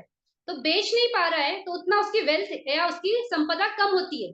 तो इस तरह का भी दुख उसको होता ही है कि जितना उगाया उतना पूरा बेच के प्रॉफिट नहीं ला पाया। तो इस तरह से एक किसान का भी स्पेसिफिकली इसलिए क्योंकि हमारे लिए किसान बहुत इंपॉर्टेंट है, तो किसान के लिए भी कितना डिफिकल्ट होता है। तो इस तरह से ये दुखा सच्चा। फिर मनुष्य लोक है जैसे, तो मनुष्य लोक में और भी दुख हमें बहुत दिखते हैं। जैसे रेगिस्तान में बहुत लोग जन्म लेते हैं, लेकिन कितना भी वहां पे गर्मी हो, पानी पीने को मिले भी नहीं, तो भी वो जगह छोड़ के जाते नहीं। मतलब मैं हमेशा ये मेरे दिमाग में क्वेश्चन आता है कि इतना एक्सट्रीम कंडीशन में कोई कैसे रह सकता है। तो जैसे हम अंटार्कटिका का सुनते हैं, वहां तो जब देखा है मैंने वो डॉक्यूमेंट्रीज, तो खाने के लिए कुछ है ही नहीं वहां पे। वो बाय चांस कोई एक जानवर को मार देंगे, उसको भी कच्चा ही खाते हैं, क्योंकि वहां पे आग नहीं लगा सकते, कोई स्पाइसेस नहीं है, कुछ उगा नहीं सकते। तो इस तरह से इतना एक्सट्रीम कंडीशन में कुछ भी नहीं है। 3-4 महीने तो घर में ही बैठना पड़ता है, जब बहुत बर्फ पड़ती है वहीं बैठे रहना, वहीं हिलना। तो मनुष्य का ऐसा है कि वो कहीं भी पैदा हो, वो उसको दुख ही है, और वो उस दुख से छुटकारा भी नहीं पाता है। मतलब मैं बहुत बार सोचती हूँ कि ये कहीं और क्यों नहीं चले जाते। अंटार्कटिका वाले कहीं ठीक से सोली सोली जगह पे चले जाए। जैसे बहुत कोई बंजर जमीन में रह रहा है, पानी ही नहीं है, किलोमीटर किलोमीटर पानी ही नहीं है, तो वहां छोड़ के जाता क्यों नहीं? क्योंकि वो शायद नहीं कर सकते हैं या नहीं हो सकता है, या इसी तरह से सृष्टि है कि वो दुख भोग उनको उस तरह से मिले, इसलिए वो वहां से हट ही नहीं पाते। तो इस तरह से ये हमारा जो पहला आर्य सत्य है कि दुखा सच्चा, वो इस तरह से, चाहे आपकी उत्पत्ति मनुष्य लोक में हो या देवा वर्ल्ड में हो या ब्रह्मा वर्ल्ड में हो या अपाय में हो, कहीं भी जाओ ये दुख छोड़ता ही नहीं है। ये दुख आर्य सत्य है इस पूरी 31 भूमि का। इसलिए इसे दुखा सच्चा कहा गया, आर्य सत्य कहा गया, कि इसके अलावा कुछ है ही नहीं। हमें लगता है, भास है कि देवा है तो बहुत सुख है, ब्रह्मा है तो बहुत सुख है, तो कुछ सुख नहीं है। उनको भी ये दुख बोध होता है, तो इस तरह से इनकी दुख बोध होते हैं। तो जितने भी हमारा ये दुखा सच्चा है, तो इसमें अगर हम धम्मा से बात करेंगे तो कितने चित्त चैतसिक इसके साथ जाते हैं। तो ये पूरा लोकीय क्षेत्र है ना, जो काम भूमि है, देव भूमि है, भ्रू भूमि है, अरु भूमि है, ये पूरा ये है कौन सी लोकीय भूमि है, लोकुत्तर भूमि नहीं है। तो दुखा सच्चा जो है वो लोकीय क्षेत्र में ही होता है।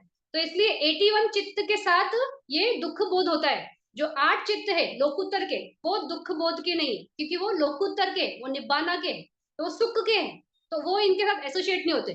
फिर चेतसिक में 51 चेतसिक ही है जो इस लोकीय चित्त के साथ जाती है, एक चेतसिक नहीं जाती है, वो इसके आगे वाले में। तो इसके आगे है दुखा समुदय सच्चा। तो दुखा समुदय सच्चा यानी क्या? दुख का समुदय होता है, यानी समुदय यानी क्या कि वो कहाँ से ओरिजिनेट होता है या उत्पन्न कैसे होता है, उसका संचय कैसे होता है। तो दुख का संचय होता है तृष्णा से, लोभ से। जब भी हम चाहिए चाहिए करेंगे तो दुख दुख दुख ये क्रिएट होगा। यानी उस चाहिए की वजह से, उस कॉज की वजह से इफेक्ट होता है कि हमें दुख मिलता है।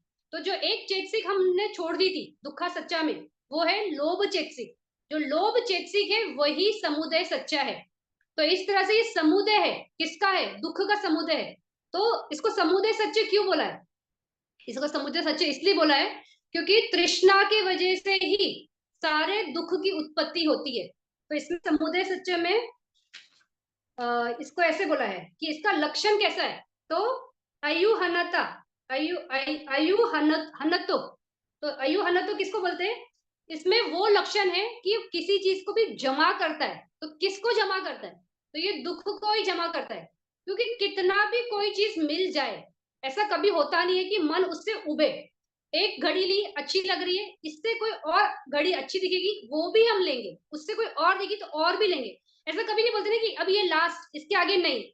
जैसे ही कुछ नया दिखा, हमने उसके आगे और बढ़ते। तो इस तरह से इसमें ये लक्षण है कि ये सिर्फ कष्ट दुख इसका ही संचय करते रहता है, कंटिन्यूस।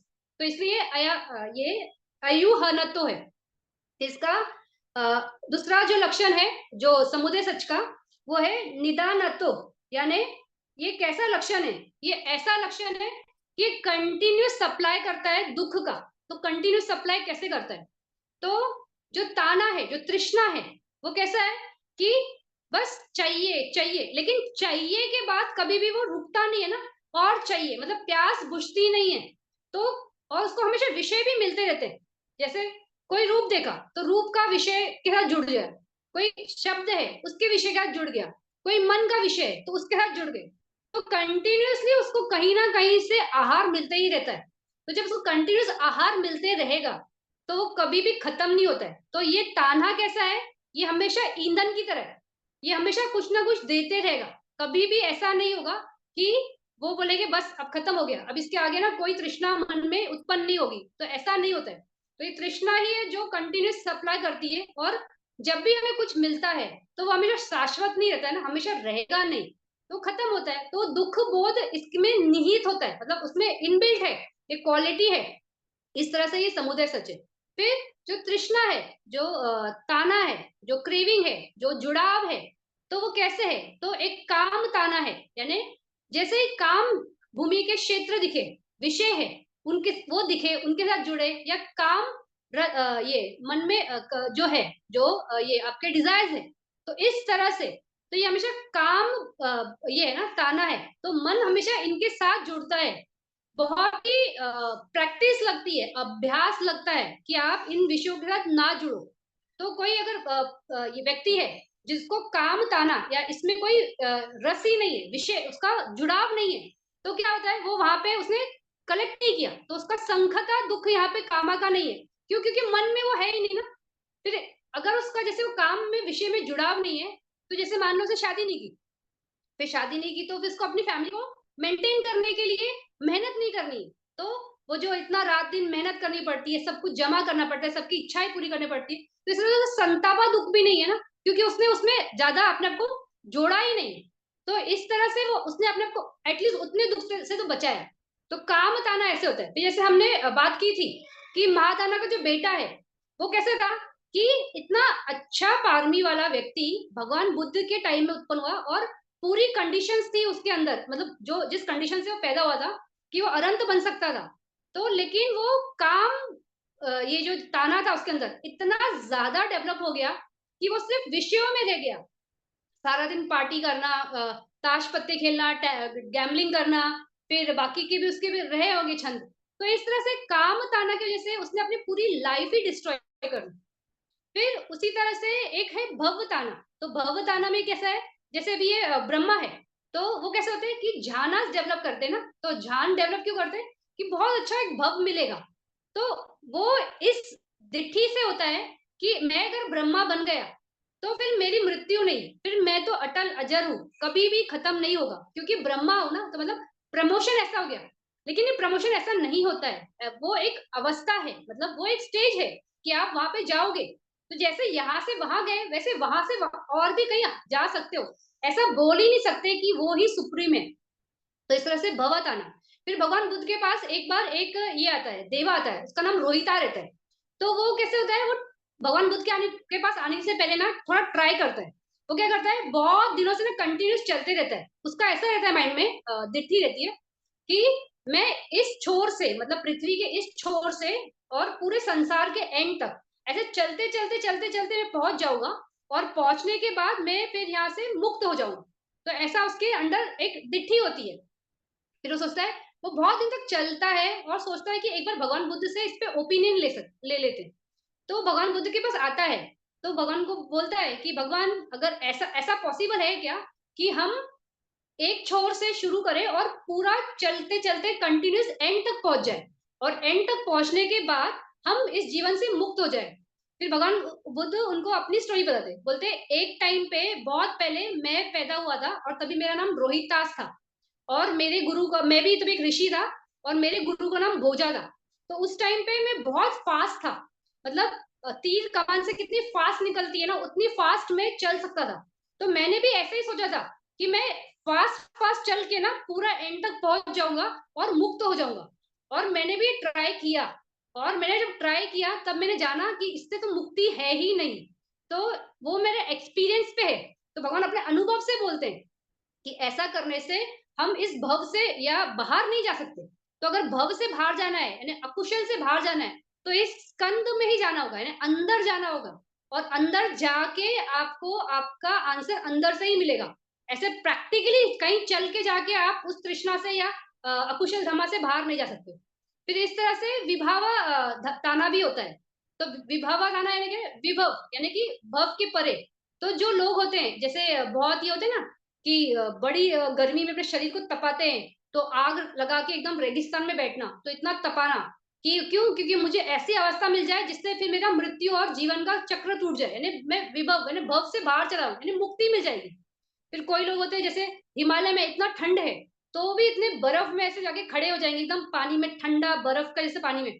तो ये भी टाइप की तृष्णा है, जो आपको कंटिन्यूअसली, मतलब गलत जगह रहती है, रखती है। तो इसमें देखा है, तो जब वो पर्सन अगर विभव के लिए ट्राई कर रहा है, तो शरीर को इतना तपा रहा है, तो वो दुखी है ना। फिर वो बर्फ में बैठा है तो भी दुख है। तो इस तरह से ये जो ताना है, यानी एक मन में लालच है कि इससे मुझे ये मिल जाएगा और मैं दुखों से बाहर निकल जाऊंगा। लेकिन ये लालच, ये जो तृष्णा है, यही आपका दुख का समुदय है, यानी यही एक कॉज है। तो इस तरह से ये हमारा समुदय सच का। फिर इसमें ही ये भी है संयोगतो। तो इसमें इसका लक्षण कैसा है कि हमेशा ये कष्ट के साथ ही जुड़ता है। तो कष्ट के साथ कैसे जुड़ता है, जैसे ही हम कोई विषय के साथ जुड़े, तो मन में कैसे एक बेचैनी होती है ना, खलबली होती है। कभी भी आप किसी विषय से जुड़ते हो तो पीसफुल होता है क्या? नहीं होता है। अगर वो इंद्रियों का क्षेत्र है, अगर हमारा वो ऑब्जेक्ट निभाना है या मेडिटेशन है, तो वो अलग, उसकी बात नहीं चल रही, हम ताना की बात कर रहे हैं। तो ताना के साथ, तो इसका ऑब्जेक्ट के साथ जैसे भी जुड़ोगे, तो वो हमेशा एक कष्ट ही क्रिएट करता है। तो इस तरह से भी ये समुदाय सच है। फिर इसमें पलीबोध, पलीबोध पलीबोध अथो। तो ये कैसा है, इसमें ऐसा लक्षण है कि ये आपका जो मुक्ति है उसको डिस्ट्रॉय करता है। तो जैसे अगर हमें विषय से हटना है, यानी निब्बाना की तरफ जाना है, तो उसमें कैसा होता है कि आपको अलग दिशा में जाना है, यानी हर चीज से आपको हटना होता है ना। तो यहाँ तक कि जब हम मेडिटेशन में बैठते हैं, तो हमें वहां पे ये भी बोला जाता है कि आपको रिएक्ट नहीं करना है। तो रिएक्शन भी नहीं करना है, मतलब उस पर कुछ अपना करना ही नहीं है। तो उस विषय से हटते जाना है, तभी आप निब्बाना की तरफ जा सकते हो। लेकिन इसमें कैसा लक्षण है कि ये आपको उस जगह, उस विषय से हटने नहीं देता है। तो वो एक तरह से बाधा है, क्योंकि ताना या क्रेविंग या तृष्णा, तो लोभ है, लोभ का लक्षण ही है जुड़ना, किसी भी चीज से जुड़ना। तो वो जुड़ के ही रहता है, उससे हटना उसका स्वभाव में ही नहीं, उसका लक्षण ही नहीं, उसका धम्मा ही नहीं है। तो इस तरह से ये कैसा है, एक बाधा है, आपको वो हटने नहीं देता है, हटने नहीं देता है विषयों से। तो इस तरह से ये समुदय सच है। फिर इसके आगे है निब्बाना। तो निब्बाना कैसे है, जिसको मुक्ति बोलते हैं, जिसको बोलते हैं असीम सुख, दैट इज निब्बाना। फिर निब्बाना में हमने थोड़ा सा टच किया था रूप के चैप्टर में कि कैसा है वो, असंखतम है, मतलब उसमें कुछ भी कंडीशन नहीं है, तो अनकंडीशन धम्मा है। फिर शून्यता है। फिर क्यों शून्यता है, क्योंकि हमें लोभ दोष मोह नहीं है। तो इस तरह से फिर उसको डिस्क्राइब नहीं कर सकते, लेकिन डिस्क्राइब करने का एक प्रयास था। तो लेकिन आज यहाँ पे हम बात कर रहे हैं निभाना पे, तो निभाना क्या है उसको हम उसके क्वालिटी से समझेंगे। तो निभाना कैसा है, ये निसाराना अर्थो है, यानी इसमें कैसा लक्षण है, इसमें ऐसा लक्षण है कि आपको दुखों से मुक्त करेगा। तो दुखों से मुक्त कैसे करेगा, तो जैसे अभी ये है कोई अरिया है, एक बार अगर वो श्रोतापन बन जाए, तो श्रोतापन बनने के टाइम क्या होता है कि आपका दिट्ठी, सकाय दिट्ठी और विचिकिचा, ये धम्मा जो ये है आपके संयोजन है, ये हमेशा के लिए डिस्ट्रॉय होते हैं। तो इसकी वजह से आपको निब्बाना की पहली डुबकी लग गई, यानी निब्बाना मिल गया। ये अभी कैसा वाला निब्बाना है, ये स उपी देसा सेसा निब्बाना है, यानी खंड बचा है और उसके साथ निभाना। अभी हम पहली अवस्था में ही है, लेकिन श्रोतापन में भी वो निभाना ही है, वो चेंज नहीं होगा। अभी आपका जन्म दूसरे मतलब उस श्रोतापन बन गए, उसके बाद अगर आपने नेक्स्ट जन्म लिया, तो आपका वो निभाना जो आपने अचीव किया था वो छूटता नहीं, वो जाता नहीं। तो इस तरह से, क्योंकि वो अनकंडीशनड है ना, वो चेंज नहीं होगा, तो ये रहेगा। तो इसको कैसे एक्सप्लेन किया गया है कि ये कैसे निसार है, ये कैसा है कि हमेशा रहेगा, इसका लिबरेशन फ्रॉम सफरिंग कैसे देते हैं, कैसे बोलते हो इसको। तो जो ये है मेरू पर्वत है, तो मेरू पर्वत के बेस पे एक बहुत बड़ा समुंदर है जिसका नाम है सीता। तो उस सीता जो ये है समुंदर है, उसका वो इतना बड़ा और इतना विशाल है और इतना गहरा है, और उसका जो पानी है एकदम साफ है, मतलब एकदम क्रिस्टल क्लियर वाटर बोलते हैं ना, वैसा पानी है। और उसके अंदर जितने भी मछलियां हैं, तो उनको हम ऐसे बोल सकते हैं कि वो सारे वो अरिया है, यानी वो समुंदर जो है वो निब्बाना का समुंदर है। और इसके अंदर जितने भी ये हैं मछलियां हैं वो अरिया है, तो वो विशाखा माता हो सकती है, अनाथ पिंडिका हो सकते हैं। जितने भी चतुर महाराज जी के देव है जिनको ये बोधि प्राप्त हो गई है, जितने बाकी ये देवास हैं अलग अलग वर्ल्ड के, जो ब्रह्मास है, जो जिनको इसका जिन्होंने चख लिया है, जो श्रोतापन है या जो भी है, जो अरिया है एक, मतलब उनका भी तो ये हो गया, क्या बोलते हैं, फिक्स हो गया है। तो वो सब उसमें मछली की तरह है, मतलब वो इतना बड़ा है कि वो सबको समा सकता है, और वो उसका पानी ना गर्मी से गर्म होता है ना ठंडी से ठंडा होता है, यानी उसका टेम्परेचर कभी बदलता नहीं है। तो वो कैसा है, ऐसा है कि मतलब निसार है, मतलब वो एकदम परफेक्ट है, उसमें कोई चेंजेस नहीं आएगा। तो इस तरह से वो है। फिर उसमें जो रह रहे हैं, तो उनका विचिकिचा नहीं है, कोई डाउट नहीं है, कोई ये नहीं है, तो क्या है, उनके क्लेशा नहीं है। अभी क्यों कोई अगर बनता है अरिया, तो उसका अपाय छूट जाता है। तो जैसे ही कोई निब्बाना की पहली बार डुबकी लगाता है, तो वो लगाते ही उसके जितने भी उसने उस लाइफ में अकुशल किया होगा, या उसके पहले के लाइफ में जितने भी अकुशल धम्मा है, उनकी सारी गांठें खत्म हो जाती है, मतलब वो टूट जाते हैं। तो अकुशल से ही हम अपाय में जाते हैं ना। अगर आपका मरने के टाइम पे लोभ का चित्त ऊपर आया, दोष का आया या मोह का आया, तो इन तीन में से कोई एक चित्त ऊपर आएगा तो आप अपाय की तरफ चल देते हो, क्योंकि आपके अकुशल धम्मा के जोर से वहां पहुंचे।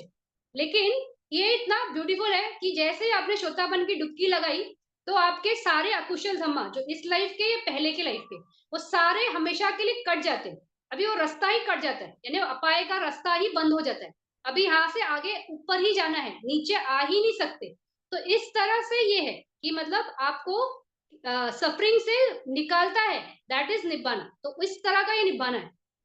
फिर ये है, कैसा है ये, पविवेका का अर्थो, यानी इसमें कैसा लक्षण है कि इसमें कोई डिस्टरबेंस नहीं है। यानी डिस्टरबेंस नहीं, यानी क्या है कि एक बार अगर आप अरिया बन गए, तो आपकी रिटायरमेंट नहीं है।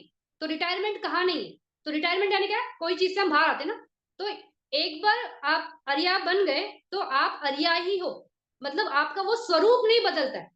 फिर भले आप साथ लाइफ में निभाना पाओ, या आराम से धीरे धीरे जाके आपका जब तक है तब तक करो, जैसा भी है, लेकिन आपका आप पीछे नहीं सरकोगे।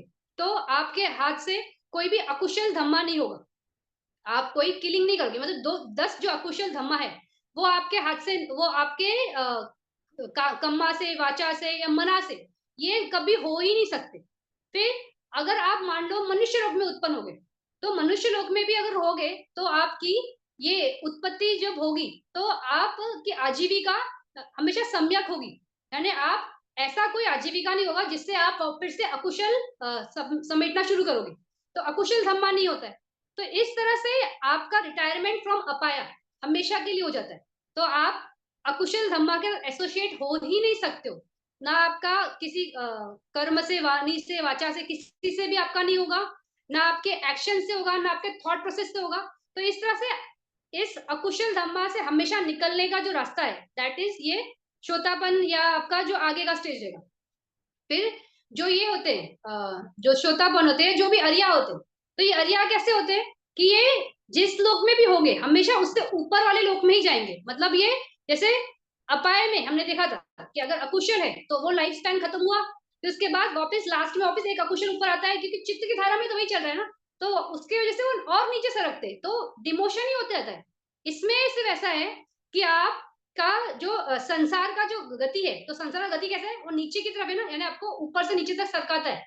लेकिन इनका संसार का गति कैसा है, धम्माश होता है ना, तो ये ऊपर ही जाते हैं। तो या तो जैसे डिसाइड किया, कोई सगाता कमी है, डिसाइड करता है कि मुझे मनुष्य रूप में ही आना है, तो वो आ सकता है। तो या तो उस जहां पे है, जहां पे उसने अचीव किया उधर, या उससे ऊपर, यानी ऊपर ही जाना है, नीचे तो सरकना ही नहीं। तो इस तरह से फिर ये लोग कैसे होते हैं कि ये इनका जो भी है धम्मा, उसमें ये बहुत परफेक्ट और रिफाइन होते जाते हैं। तो ये कभी भी रुकते नहीं है, मतलब जो भी करेंगे उसमें और अच्छा और अच्छा, इस तरह से करते करते और आगे जाएंगे, और उनको उसमें उस तरह की जोड़ भी मिलती है। फिर अगर वो ह्यूमन वर्ल्ड में है या कहीं और भी वर्ल्ड में है, तो उनका वेल्थ भी घटता नहीं है, उनका जो मान सम्मान है वो घटता नहीं है, उनका हर चीज में सिर्फ वृद्धि ही होती है। इस तरह से ये होता है अगर आपको निब्बाना का डुबकी लगता है। तो इसके आगे है असंखतो। तो असंखतो में कैसा है कि ये एक बार आपने डुबकी पा ली तो आप श्रोतापन बन गए। तो ये कैसे हो गया, स उपदेश से सा निभाना है ना, यानी आपका भी खंड है, बाकी है, बॉडी का खंड है, उसके साथ आपका निभाना चालू है। तो इसमें कैसा होता है कि आपको अभी स्पेशली आपका शील डेवलप करने के लिए, दान करने के लिए बहुत मेहनत नहीं करनी है, या वो करना अनिवार्य भी नहीं है। क्यों हम ये सब धम्मा करते हैं, दान देते हैं, शीलों में रहते हैं, क्योंकि हम अपने लिए आगे के लिए अच्छी संपदा बनाना चाहते हैं, क्योंकि हमारे पास गारंटी नहीं है कि हम नीचे जाएंगे कि ऊपर जाएंगे। तो एक तरह से ये कंडीशनिंग हम क्रिएट करते हैं अपने लिए। लेकिन कोई अरिया है, कोई श्रोतापन है, तो वो अपने आप को उसको ये करने के लिए बाध्य नहीं है, वो करते हैं, वो अलग बात है, वो करते हैं, ये धम्मा भी करते हैं कि दान देंगे, शीलों में रहेंगे। क्यों? क्योंकि अभी भी उनके बाकी क्लेश बचे ना, तो वो निकल जाए और वो निकलने में उनको मदद मिल जाए, तो इसलिए वो करते हैं। लेकिन ये बाध्य नहीं कि उनको करना है, क्योंकि उनका जो भी एक्शंस है, जैसे अगर वो दान भी देंगे और या कुछ भी करेंगे, तो उसमें उनका अटैचमेंट नहीं होता है, तो वहां पे ताना नहीं है, क्योंकि समुदाय खत्म हो गया ना, तो है ही नहीं वो, रहता ही नहीं, वो फैक्टर ही नहीं रहता है। तो इस तरह से वो एक्शन होता है, वो कर्म होता है, लेकिन उसमें उनको उससे कोई जुड़ाव नहीं है, लेकिन वो करते हैं। तो इसके आगे है अमाता, अमाता अथो। अभी ये कैसा है कि जो ये है इसके आगे कोई मृत्यु नहीं है। तो मृत्यु नहीं कैसे नहीं है, जब तक अगर जैसे कोई ये है श्रोतापन बन गया, तो अभी श्रोतापन से 7 जन्म तक उसको 7 जन्म मैक्सिमम या मिनिमम जितना भी हो, तो इतने में निब्बाना मिल जाएगा। तो जिस टाइम पे निभाना मिलेगा, यानी लास्ट रहेगा, तो उसके आगे मृत्यु नहीं आती ना। लेकिन उसको भी मृत्यु नहीं, उसके पहले भी मृत्यु बोलेंगे। जैसे अभी ये है जैसे कोई, जैसे विशाखा माता है, अनाथ पिंडिका है, तो ये लोग कैसे, इन्होंने ये श्रोतापन बन गए ना, श्रोतापन बन के भी ऊपर है कहीं, तो जैसे विशाखा माता है वो पर निम्नावर्ती में, तो अपने स्कंद के साथ है अभी भी, लेकिन उसका जो निभाना है जो विशाखा माता का, वो कभी भी डिस्ट्रॉय नहीं होगा, और उसकी कभी भी मृत्यु नहीं होगी। यानी भले कितने भी लोकों में चली जाए, कितने भी बार जन्म ले, लेकिन वो जो निभाना है वो निभाना ही है, उसकी मृत्यु नहीं होगी, स्कंद की मृत्यु होगी। क्योंकि स्कंद कैसे है, कंडीशन धम्मा है, तो उत्पन्न होता है, व्यय होता है, नष्ट हो जाता है, वो धम्मा उस पर अप्लाई होता है, लेकिन निभाना पे नहीं। ऐसा कभी भी नहीं होगा कि इस लाइफ में हमने मेहनत की, निभाना मिल गया, अभी नेक्स्ट लाइफ में हम कुछ नहीं कर रहे, तो कुछ नहीं कर रहे, मान लो अब जैसे है, जैसे भी विशाखा माता का भी वो वहां पे शायद नहीं कर रही होगी, मतलब वो पर निम्नावर्ती में तो बहुत सुप्रीम ये है, सुगति भूमि है, काम विषयों का बहुत क्षेत्र है, तो शायद एंजॉय, लेकिन वहां पे रहने से उनका उन्होंने जो निभाना प्राप्त किया है उसकी कभी मृत्यु नहीं होगी, वो क्षीण नहीं होगा। या ऐसे नहीं होगा कि अभी जब वहां से निकलेंगे किसी और जन्म में पहुंचेंगे तो फिर से जीरो से मेहनत करनी पड़ेगी, कि मुझे अभी मेहनत करनी है, मेरा निब्बाना ना पूरा मैंने खर्च कर दिया, अब वापिस से जमा करना है। तो उस तरह से कि उसकी कोई भी मृत्यु नहीं होती है, डेथ नहीं होती है, क्योंकि वो डेथलेस है। उसका जैसे हमने बोला था ना, काला विमुट्ठा है, ना वो पहले है, ना प्रेजेंट है, ना पास्ट है, टाइमलेस, दैट इज निब्बाना। तो इस तरह से ये निब्बाना के लक्षण है।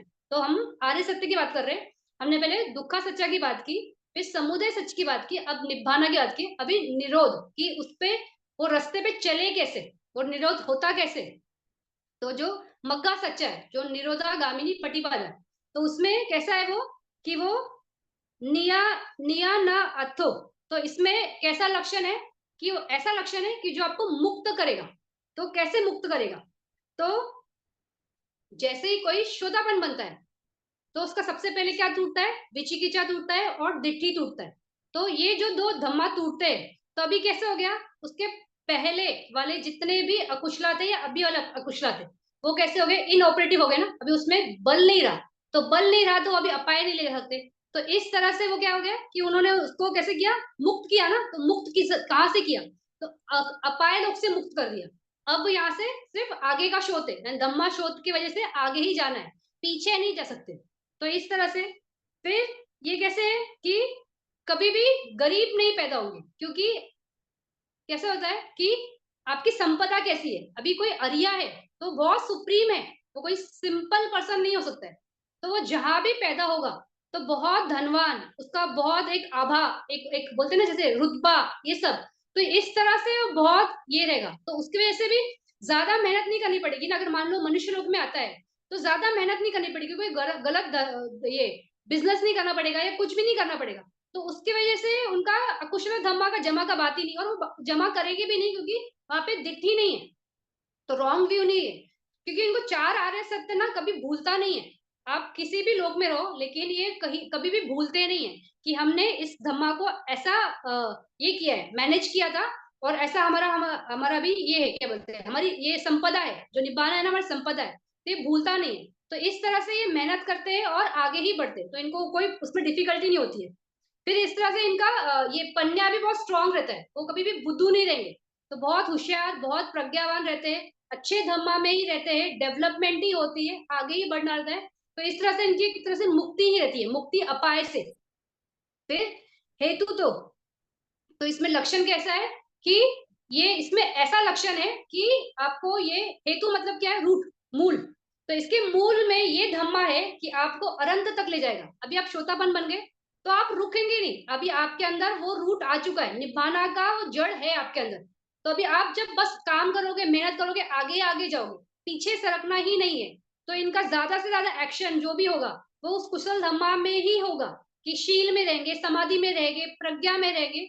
बस ये करते करते आगे आगे ही जाएंगे, बिल्कुल भी कहीं भी सरकेंगे नहीं, पीछे भूलेंगे नहीं कि मैं ये करना भूल गया, बाई चांस रह गया करना, या मुझसे गलती हो गई, मैं मुझे समझ में नहीं आया। ऐसे ही इनका वो जो होता है ना ये उदच, जो रेस्टलेसनेस है, वो इनमें रहती ही नहीं है, वो खत्म हो जाती है, एकदम एकदम शांति आ जाती है। और ये बहुत अच्छे से समझ जाते हैं कि कैसा। तो इस हेतु से, मतलब हेतु ऑफ निब्बाना से ये सिर्फ मुक्ति की तरफ ही जाते हैं, और आगे ही चलते चलते इस तरह से वो अरंत तक पहुंचते। तो जब तक वो अरंत नहीं बनते तब तक सउपदेश ऐसा निब्बाना होता है। जिस दिन निब्बाना उनको अरंत बन जाते हैं और वो शरीर छोड़ते हुए खत्म हो जाता है, तो वो अनुपेदेश निब्बाना इस तरह हो जाता है। तो इस तरह से ये आर्य सच्चा जो है, ये कौन सा, मग्गा सच्चा, ये मग्गा सच्चा में ये हेतु होता है कि वो आपको अनंत तक ले जा सकता है। तो इस तरह से ये, तो इसमें ये दस्साना तो ये जब से ये बनते, दस्साना मतलब देखना या समझना। तो तो जैसे ये अरहंत ये सॉरी, जब श्रोतापन बनते हैं, तो जब से ये श्रोतापन बनते हैं और जब तक ये अरंत नहीं बनेंगे, तब तक इनको चार आर्य सत्य की बड़ी बहुत बारीकी से अंडरस्टैंडिंग रहती है। तो चार आर्य सत्य में है क्या, तो दुख है, दुख का समुदय है, निरोध है, और निरोध का ही रास्ता है। तो वो उनको बहुत अच्छे से समझता है, और वो कंटिन्यूस उस पर ही मेहनत करते रहते हैं। फिर जो ये है कि इसको समझे कैसे या इसको कैसे करते हैं, तो जो अनित्य बोध है, मतलब किसी भी चीज में तीन लक्षण होते हैं। तो उसमें दुख है, अनित्य है और अनात्मा है। इसमें जो अनित्य बोध है वो सबसे इंपॉर्टेंट धम्मा है। जिसको अनित्य बोध समझ गया, उसको ये दो जो लक्षण है ना, दुख और अनात्मा, उसके लिए काम करने की जरूरत भी नहीं, मेहनत करने की जरूरत नहीं होती, क्योंकि वो इनबिल्ट है। तो इसलिए हमेशा गुरुजी बोलते हैं कि आपको बस दो ही मूल मंत्र है कि समता में रहो और अनित्य बोध के साथ चलते रहो। तो क्यों अनित्य बोध के साथ चलना है? तो अनित्य बोध ही है, क्योंकि अनित्य है यानी वो बदला, तो बदलने में ही वो आपको ये दिख गया कि दुख है। जैसे सुखद थी, सुखद से दुखद में चली गई, तो वो बदल गया। तो वो अनुभूति में है ना कि ये दुख है। फिर जो बदला वो अपने स्वयं धम्मा से बदला, यानी उत्पन्न हुआ, नष्ट हुआ, चला गया, रहा और चला गया। तो उसमें अपना खुद का कुछ भी जोड़ नहीं ना, उसको आना था, रहना था और चले जाना था। तो अनात्मा बोध, तो अनात्मा और दुख जो है वो इनबिल्ट है अनित्य बोध में। तो इस तरह से आपको अनित्य बोध पे ही ज्यादा फोकस करना है। अनित्य बोध पे ज्यादा समझ के काम करोगे तो ये दो लक्षण है वो इजीली समझ में आता है, मतलब वो इनबिल्ट है। तो इसी तरह से जो ये है श्रोतापन है, उसको ये बहुत अच्छे से समझ में आता है कि ये चार लक्षण कैसे है, कैसे काम करेंगे, और वो काम करते करते करते वो आगे ही आगे बढ़ते और इस तरह से वो अपने निब्बाना की तरफ पहुंचते। फिर इसके आगे है अधिपतये योतो, जो ये है जो भी अरिया है वो कोई भी कुशल धम्मा करते हैं, तो कुशल धम्मा करते वक्त उनको अटैचमेंट नहीं होती है। जैसे पहले भी बोला मैंने थोड़ी देर पहले कि कोई भी कुशल धम्मा करते वक्त उनमें कोई अटैचमेंट नहीं रहेगी, तो अटैचमेंट नहीं होती है। तो इसलिए उनका ये क्या बोलते हैं ताना नहीं है ना, क्योंकि समुदय सच मतलब आर्य ये वो चार आर्य सत्य जो है ना वो कैसे है, वो ऐसा नहीं है कि ये आर्य सत्य या स्टेजेस नहीं है, ये चारों एक ही टाइम पे आते हैं और ये चारों में काम करते वक्त आप सब में निभाना है। जैसे अभी ये है, इसके आगे हम बात करेंगे कि कैसे निभाना सब में है। तो इस तरह से वो जो धम्मा, जो भी कुशल धम्मा करते हैं उसका ये नहीं होता है, क्या बोलते हैं जैसे हम करते हैं, हमने ये किया, दान दिया, तो वो हमारी कुशल संपदा में चला गया। ये जब करते हैं ना, उनके कुशल संपदा में हो जाता नहीं है, तो वो एक्युमुलेट नहीं होता है, क्योंकि वो एक एक्शन करके होता है, वो करते हैं और उसमें वो उनका अटैचमेंट नहीं है कि मेरा मुझे इसकी वजह से ये मिले, तो वैसा नहीं होता है। तो इस तरह से वो कैसा धम्मा, इसमें कैसा है, इसमें लक्षण ही वैसा है कि उसमें ये है लक्षण ऑफ निभाना है, इसमें कुछ जुड़ाव नहीं होता है। तो इस तरह से ये अधिपेय तो है। तो ये हमारे चार आर्य सत्य। तो अभी ये चार आर्य सत्य में हमने अभी तक सिर्फ यही बात की है कि ये उसको समझे कैसे। तो जो पहला वाला था जो दुख, ये दुखा सच, तो दुख कैसे है हमने वो समझा। फिर वो समुचय समुदाय कैसे है, तो वो ताना है, वो कृष्ण तृष्णा है, क्रेविंग है। तो इस तरह से हम बस क्रिएट करते रहते हैं उसको। फिर निभाना, निभाना कैसा है, डेथलेस है। फिर उसका लक्षण कैसे है, वो मुक्त करता है, इसमें रिटायरमेंट हो जाती है। तो इस तरह से हमने समझा। फिर हमने इसको समझा मग्गा सच्चा के साथ। तो मग्गा सच्चा के साथ कैसे कि एक बार वो आया तो वो घटता नहीं है, फिर वो आगे ही बढ़ता है, उसमें हमारे वो शील समाधि जो है वो डेवलप होते ही रहते हैं, हम आगे आगे ही पहुंचते हैं। लेकिन ये जितने भी आर्य सत्य है, इनका क्वालिटी या इनका काम करने कैसे करते हैं उस पर बात करते हैं, जल्दी करेंगे। जैसे फर्स्ट है दुखा सच्चा। तो दुखा सच्चा में कैसे है कि उसको ये ऐसे समझना है पहले कि ये दुखा सच्चा है, यानी जैसे अभी हमने बात की इतना कि दुख क्यों बोला है, तो हमने उसको समझा कि हाँ ये इसलिए दुख है क्योंकि यहाँ पे दुख ही है। तो इस तरह से उसके बारे में हमने कंप्लीटली समझा, तो ये दुखा सच्चा है। फिर उसके बाद उसमें परिणेय, यानी इस दुख को एक्सपीरियंस के क्षेत्र में समझना है कि ये दुख है। तो एक्सपीरियंस के क्षेत्र में कैसे हमने समझा, जैसे अभी हम हैं, तो अभी इस मनुष्य लोक में है, काम करते सब करते हैं, फिर उसके बाद आगे जाके हमारा चेंजेस आएगा, फिर डेथ आएगा। तो ये एक मोटा मोटा एक क्या बोलते हैं लोकीय तर पे बात करना हो। लेकिन विपश्यना के हिसाब से बात करेंगे तो कैसे होगा कि अगर जब आप बैठे हो, तो जब विपश्यना में बैठते हैं तो वो बदलता है, तो बदल रहा है यानी दुख बोध है। तो इस तरह से वो एक्सपीरियंस के क्षेत्र में। फिर इसके बाद है परिणता। परिणता मतलब कि उसको पूरी तरह से एक्सप्लोर कर लेना या उसको पूरी तरह से जान लेना। तो पूरी तरह से कब जानेंगे, जब हमको तीनों लक्षण स्पष्ट होंगे कि ये अनित्य है, ये दुख है और ये अनात्मा है। तो जब वो तीनों लक्षणों के साथ हम पूरा काम करेंगे तो इस दुखा सच्चा में ही निब्बाना की हमें प्राप्ति या हमें उसका अंडरस्टैंडिंग होगा। तो इस तरह से दुखा सच्चे से काम करना है कि पहले हमें समझना है कि पूरा ये दुखा सच्चा क्यों है। तो ये दुखा सच्चा इसलिए है क्योंकि सच में इसमें दुख ही है, इसमें सुख का आभास है लेकिन दुख ही है। तो वो वैसा। फिर वो कैसा है, उसका पूरा फील्ड क्या है, यानी कैसा उसमें वो क्षेत्र क्या है दुख का। तो पूरा क्षेत्र के बारे में बात की, जैसे हमने पूरा क्षेत्र में यानी हमने भूमि में बात की तो ये पूरा क्षेत्र ही इसका है, लेकिन वो एक्सटर्नल हो गया। जब हम विपश्यना की बात करते हैं, हम हमेशा इस खंड की बात करते हैं। तो इस पूरे खंड में उसको एक्सपीरियंस लेवल पे कि ये इस तरह से दुखा सच्चा है और उसको जान लेना, दैट इज दुखा सच्चा। इस तरह से उसका काम करते हैं। फिर इसके आगे है समुदय सच्चा। तो उसको कैसे जानना है कि ताना, तृष्णा, ये ही है जो समुदय करता है, यानी ये ही है जो जुड़ाव क्रिएट करता है, जो हमेशा विषय क्रिएट करता है। और वो विषय अगर मिला तो अच्छा लगता है, लेकिन वो विषय हमेशा हमें साथ रहता नहीं है, तो बदलता है, तब दुख होता है। और नहीं मिला तब तो दुख होता ही है। तो इस तरह से ये ताना है, इसको इस तरह से समझना है। फिर इसमें है पहातबम, कि इस तरह से समझना है कि इसको हमें खत्म कैसे करना है। तो इसको खत्म करना के लिए हमें रास्ता मालूम होना चाहिए ना, तभी हम खत्म कर सकते हैं।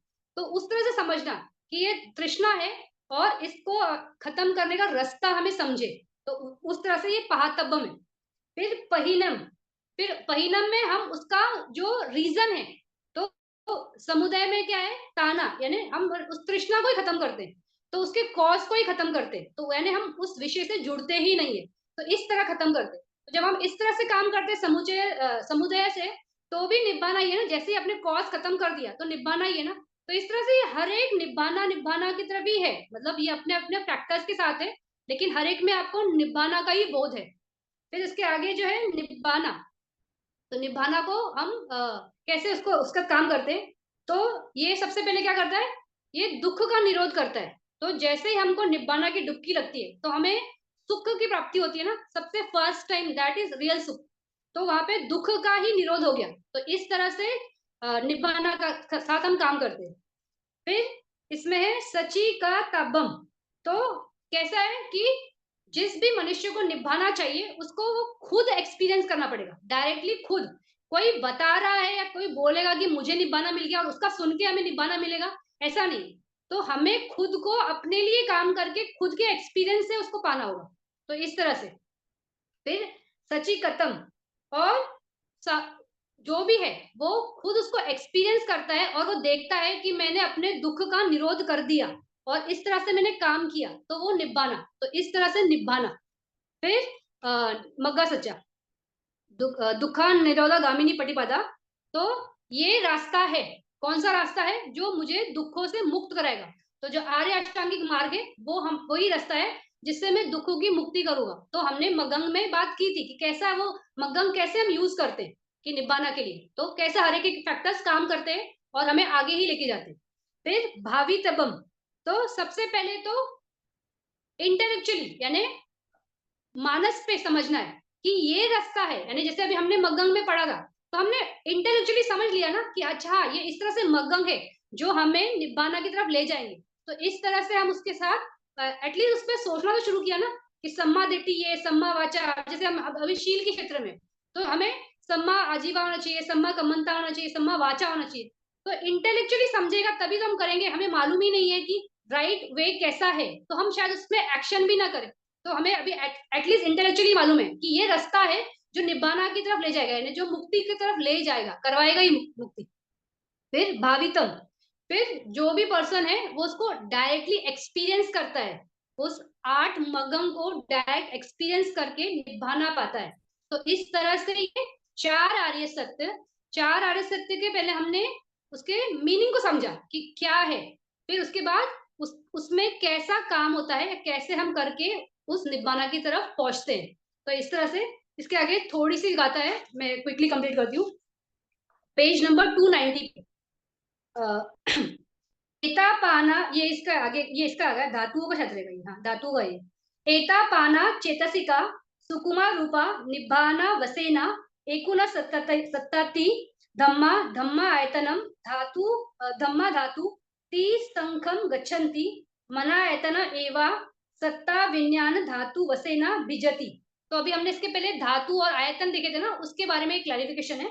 ये बोल रहे एता पाना चेतसिका यानी 52 जो चेतसिक है, सुकुमा रूपा जो 16 सुकुमा रूप है, जो 12 ओलारिका रूप को निकालने के बाद 28 में से 12 निकालेंगे तो 16 सुकुमा रूप में से। और निब्बाना वसेना, तो जो निब्बाना है तो वो कितने हैं 69, इस तरह 69। तो 69 कैसा, 16 + 52 और निब्बाना, ये 69 टोटल करके ये जो धम्मा है, तो ये धम्मा कहाँ के किसके लिए?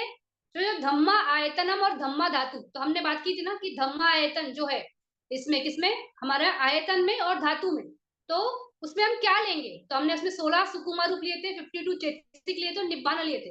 तो ये वही बता रहे हैं कि धम्मा आयतन में जो लो या धम्मा धातु, दोनों का जो ऑब्जेक्ट है वो इतना है।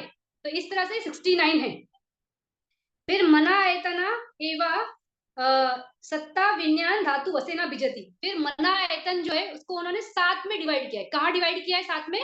तो वो धातु में डिवाइड किया है। तो चक्षु विज्ञान, शोध विज्ञान, जीवा विज्ञान, काया विज्ञान और ये शोध गाना गाना विज्ञान, ये 5।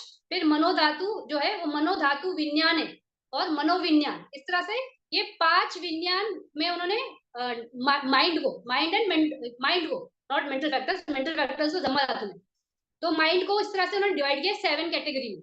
तो इस तरह से ये सिर्फ धातु का जो हमने किया उसका क्लैरिफिकेशन दे। तो इसके आगे रूपन च वेदना संज्ञा शेषा चेतसिका तथा विज्ञानम इति पंच एते पंचखंडाति भवसति। तो बोल रहे रूप, वेदना, संज्ञा और बाकी की चेतसिक। तो वेदना, संज्ञा और बाकी के 50 चेतसिक जो संखारा होते वो, और जो विज्ञान है यानी जो चित्त है। इस तरह से 5 क्या है, उपाच खंड है। तो 5 स्कंद हमने देखे थे ना, विज्ञान खंड, वेदना खंड, संज्ञा खंड, संखारा खंड और रूप खंड। इस तरह से जब खंड में हमने बात की थी, तो ये 5 खंड ये है, तो हमने वहां पे बात कर ही ली। इसके आगे पंच उपादान खंडा ती तथा तीभु मखा मथा भेदा भवेना निब्बानम खंडम संगम निस्सतम। तो बोल रहे पंच उपादान में हमने क्या बताया था? तो बोल रहे ती तथा ती भू मखा। तो जो उपादान खंड है, तो रूप उपादान खंड, वेदना उपादान खंड, संज्ञा उपादान खंड, संखारा उपादान खंड, विज्ञान उपादान खंड। तो उस टाइम पे मैंने बोला था कि जो उपादान खंड है इसमें सिर्फ लोकिया चित्तास हम लेते। तो 81, तो 81 चित्तास कहाँ पे? 3 भूमि के ना, तो वो तीभू मक्खा मत्ता मतलब 3 भूमि वो बोल रहे। तो काम भूमि, रूप भूमि, अरूप भूमि, इसी में उपादान खंड है। क्योंकि उपादान यानी तृष्णा, तृष्णा कैन नॉट गो विथ लोकुत्तर। तो 89 चित्त नहीं हो सकते, वो सिर्फ 81 चित्त ही हो सकते। तो ये 3 भूमि के चित्त ही बोल रहे हैं, तो इस तरह से। और वो सेकंड लाइन क्या बोल रहे हैं? भेदा भावे ने निब्बाना खंडम खंडा संगम संघाना निस्सतम। मतलब निब्बाना को हमने कैसे बोलता, वो खंडा नहीं है ना, तो खंडा क्यों नहीं है? तो क्वालिटीज के हिसाब से देखा था कि पास प्रेजेंट फ्यूचर होना चाहिए, तो वो खंडा है। तो ये निब्बाना तो टाइमलेस है। फिर दूर है कि पास है, तो निब्बाना हमेशा दूर रहता है, क्योंकि ऑर्डिनरी लैंग्वेज से, नॉलेज से हम पहुंच नहीं सकते। तो इस तरह से वो दूर ही होता है, उसमें दो भेद नहीं होता है। फिर ओलारिका या सुकुमा, तो वो सूक्ष्म होता है, वो ग्रॉस नहीं हो सकता है। तो इस तरह से हमने जो बात की थी, तो निब्बाना को हमने बताया था फिर खंदा नहीं है, तो क्योंकि इट इज नॉट खंदा, वही वाला। फिर द्वारा आलंबना भेदाने भवंत अयातानानि च द्वारा आलंबना बता उपादाना परिये उपादाना परिये या ये ना धातियो। फिर बोल रहे कि जिस तरह से हमने ये बात किया था आयतन में, तो आयतन में क्या है कि डोर्स एंड ऑब्जेक्ट्स। तो चक्खा आयतन, रूपा आयतन। तो डोर क्या है? चक्खु आयतन, वो डोर है, उसका ऑब्जेक्ट क्या है? रूपा आयतन। तो इस तरह से डोर और ऑब्जेक्ट के हिसाब से आयतन में बात कर रही है। वो बोल रहे हैं ना द्वारा आलंबा भेदान है भवंत आयतनानी। और उसके बाद वो बोल रहे कि जो दूसरा था धातु का, उसमें बोल रहे भेदा भावे ने निब्बा सॉरी द्वारा आलंबना आलंबना आलंबना तथा उपादाना परियेन धातु धातु। तो वो बोल रहे हैं कि वहां पे हमने डोर भी बताया, ऑब्जेक्ट भी बताया और विज्ञान भी बताया। तो वहां पे था ना चक्षु धातु, रूप धातु और चक्षु विज्ञान धातु। इस तरह से तीनों के हिसाब से वो बता रहे। फिर दुखम तेबु मखम वत्तम वातम ताना समुदय भवो निरोध नामा निब्बानम मग्गो लोकुत्रो मतो। तो बोल रहे दुख कहाँ पे? तीबु मक्खम। तो हमने अभी दुखा सच्चा की जब बात की, तो दुखा सच्चा में हमने ये देखा ना कि दुख कहाँ पे है? तो काम भूमि में है, रूप भूमि में है, अरूप भूमि में और देवावल। तो काम भूमि में ही देवावल आते, तो ये काम भूमि हो गया, रूप और अरूप। इस तरह से दुखा सच्चा की तरह ये 3 भूमि में। फिर और वातम वर्ड लिखा ना, तेबू मकम वातम, मतलब ये इस तरह से घुमाता है।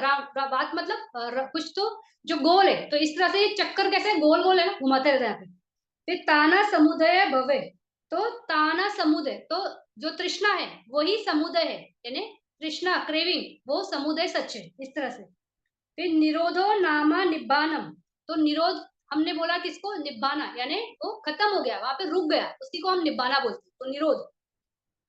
और मग्गो लोकुतरो मतो, और जो ये रास्ता है, मग्ग का जो रास्ता है, जो शोध का रास्ता है, उसी को हमने क्या बोला है कि ये हमारा क्या है, यही रास्ता है, मतलब लोकुत्तर ले जाने वाला रास्ता, ये मग्गा जो आर्य अष्टांगिक मार्ग है, यही हमारा रास्ता है, इस तरह से।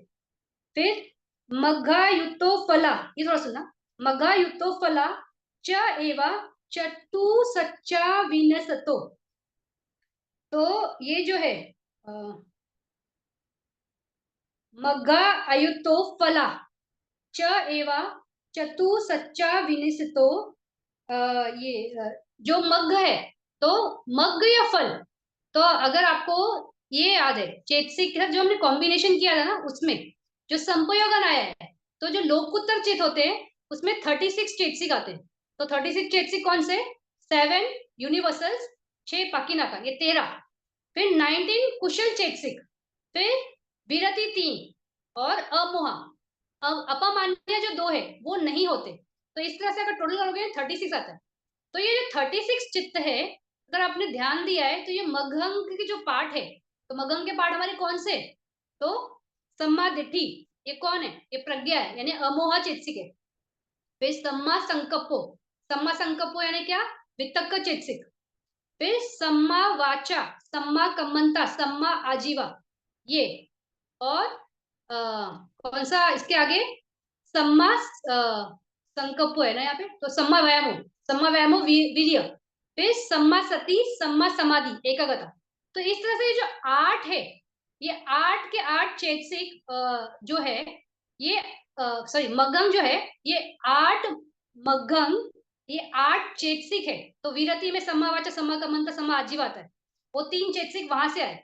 बाकी के ये जो अपने हैं, जो दिठी जो है, सम्मा दिठी प्रज्ञा है, अमोहा है, सम्मा संकल्पो वितक चेतसिक है, सम्मा व्यायामो वीर्य है, सम्मा सती तो सती चेतसिक है, और सम्मा समाधि एकाग्रता है। तो इस तरह से ये 8 चेतसिक जो है, ये ही मग्गम का पार्ट है। तो हम बोल रहे हैं जब कॉम्बिनेशन करते हैं, हम बोलते हैं 36 है। तो 36 क्यों, क्योंकि सारे कुशल चेतसिक आने ही है कुशल धम्मा के साथ, इस तरह से। फिर जो यूनिवर्सल 7 है, वो भी आने हैं, क्योंकि कंपल्सरी है, वो आते ही हैं। तो इसके अलावा जो पाकी नाका है, तो जो सारे हैं वो भी सारे इसके साथ जुड़ते हैं। तो इस तरह से 36 बनते हैं, लेकिन इस 36 में से सिर्फ वो 8 चेतसिक ही मग्गम का पार्ट है। तो इसके अलावा यानी 36 में से अगर आप 8 निकालोगे तो 28 हो जाएगा। तो जो 28 है वो मग्गम का पार्ट नहीं है, यानी दे आर, ये मग्गम विमुट्ठा बोलते हैं इसको, यानी सच ये मग्ग विमुट्ठा या फलम विमुट्ठा दोनों, वो मग्ग के साथ नहीं चलते। वो जब मग्ग आपको होगा ना, तब ये ही चेतसिक का कॉम्बिनेशन आता है, इस पे हम करेंगे। ये मैं इसलिए अभी कर नहीं रही हूँ क्योंकि मैंने यहाँ पे बोर्ड रखा भी नहीं, क्योंकि जस्ट लाइट यहाँ पे रिफ्लेक्ट करती है। और वैसे भी हम टीका माटिका करने वाले, तो टीका माटिका में मैं स्टार्ट करने के पहले ये वाला एक बार लूंगी, क्योंकि टीका माटिका में मग्गा सच्चा का कैलकुलेशन बार बार आएगा, तो ये आपको वहां पे क्लियर होना चाहिए, इसलिए मैं वर्बली बता रही हूँ कि 36 में से 8 जो चेतसिक है वो ही मग्गम का पार्ट है, बाकी के नहीं। तो 28 आर सच्चा विमुठा, उसको सच्चा विमुठा बोलते हैं, यानी सच्चे के साथ नहीं है, इस सच्चे के साथ, यानी मग्ग सच्चे के साथ नहीं है। वैसे ही फला विमुठा बोलते हैं, तो वो ही बात कर रहे हैं। तो इसके बाद है इति पंचा भेदाने पहुता सभा संघाव। तो इस तरह से ये 5 तरीके से इसमें बात की, किसमें, सभा संघा में। तो पंच उपादान खंड, सॉरी पंच खंड पहले, फिर पंच उपादान खंड, फिर अयतन धातु, और 4 आर्य सत्य, इस तरह से 5 तरीके से सभा संघा में बात की है। फिर इसके बस यही है इसमें। फिर हमारा ये समुचय संज्ञा खत्म, तो उसको वही है इति अभिधम्मा संगत, अभिधम्मा मत्ता संज्ञा समुचय विभागो नामा सत्तामो परिचितो, इस तरह से ये हमारा चैप्टर खत्म होता है, कौन सा, समुचय संज्ञा का। तो अभी हम नेक्स्ट क्लास में टीका माटिका लेंगे, सिर्फ नेक्स्ट क्लास ही लेंगे, क्योंकि मैं टीका माटिका को बहुत ज्यादा नहीं लेना चाहती हूँ, क्योंकि टीका माटिका बहुत है एक्चुअली, मतलब 22 या 24 टीका है, इसमें बहुत टाइम लग जाएगा। तो सिर्फ समझाने के लिए कि टीका माटिका क्या है, तो उसमें कुशल धम्मा, अव्ययकता धम्मा, ये तो मिनिमम मालूम होना चाहिए। फिर इसमें हम श्रोतापति का भी देखेंगे कि श्रोतापति होने के बाद टाइम कैसे कौन से धम्मास रह जाते हैं, कौन से ये रहते हैं। तो हम बात करते हैं हमेशा जैसे कि दिट्ठी निकल जाता है, फिर हमारा ये विचिकित्सा निकल जाता है। तो कैसे निकलता है, कैसे होता है, तो उसकी कैलकुलेशन देखेंगे। तो इस तरह से 4 या 5 जितना हमारा 1.5 घंटे में हो पाएगा उतने ही मैं लूंगी। उसमें समझाते वक्त मैं ये मग्गा सच्चा जो है ना, ये कैलकुलेशन नहीं समझा होगा, तो ये कैलकुलेशन कैसे आएगा वो उस पर बात करूंगी। उसके बाद फिर वही चैप्टर, वही लेक्चर टीका माटिका का है। उसके बाद विठी में जाएंगे। विठी फिर हम विठी को ज्यादा टाइम लगे तो देखेंगे जैसे भी होगा। तो आज के इसमें अगर आपको कुछ नहीं समझा है तो आप प्रश्न पूछ सकते हो, नहीं तो फिर हम स्टॉप करते हैं।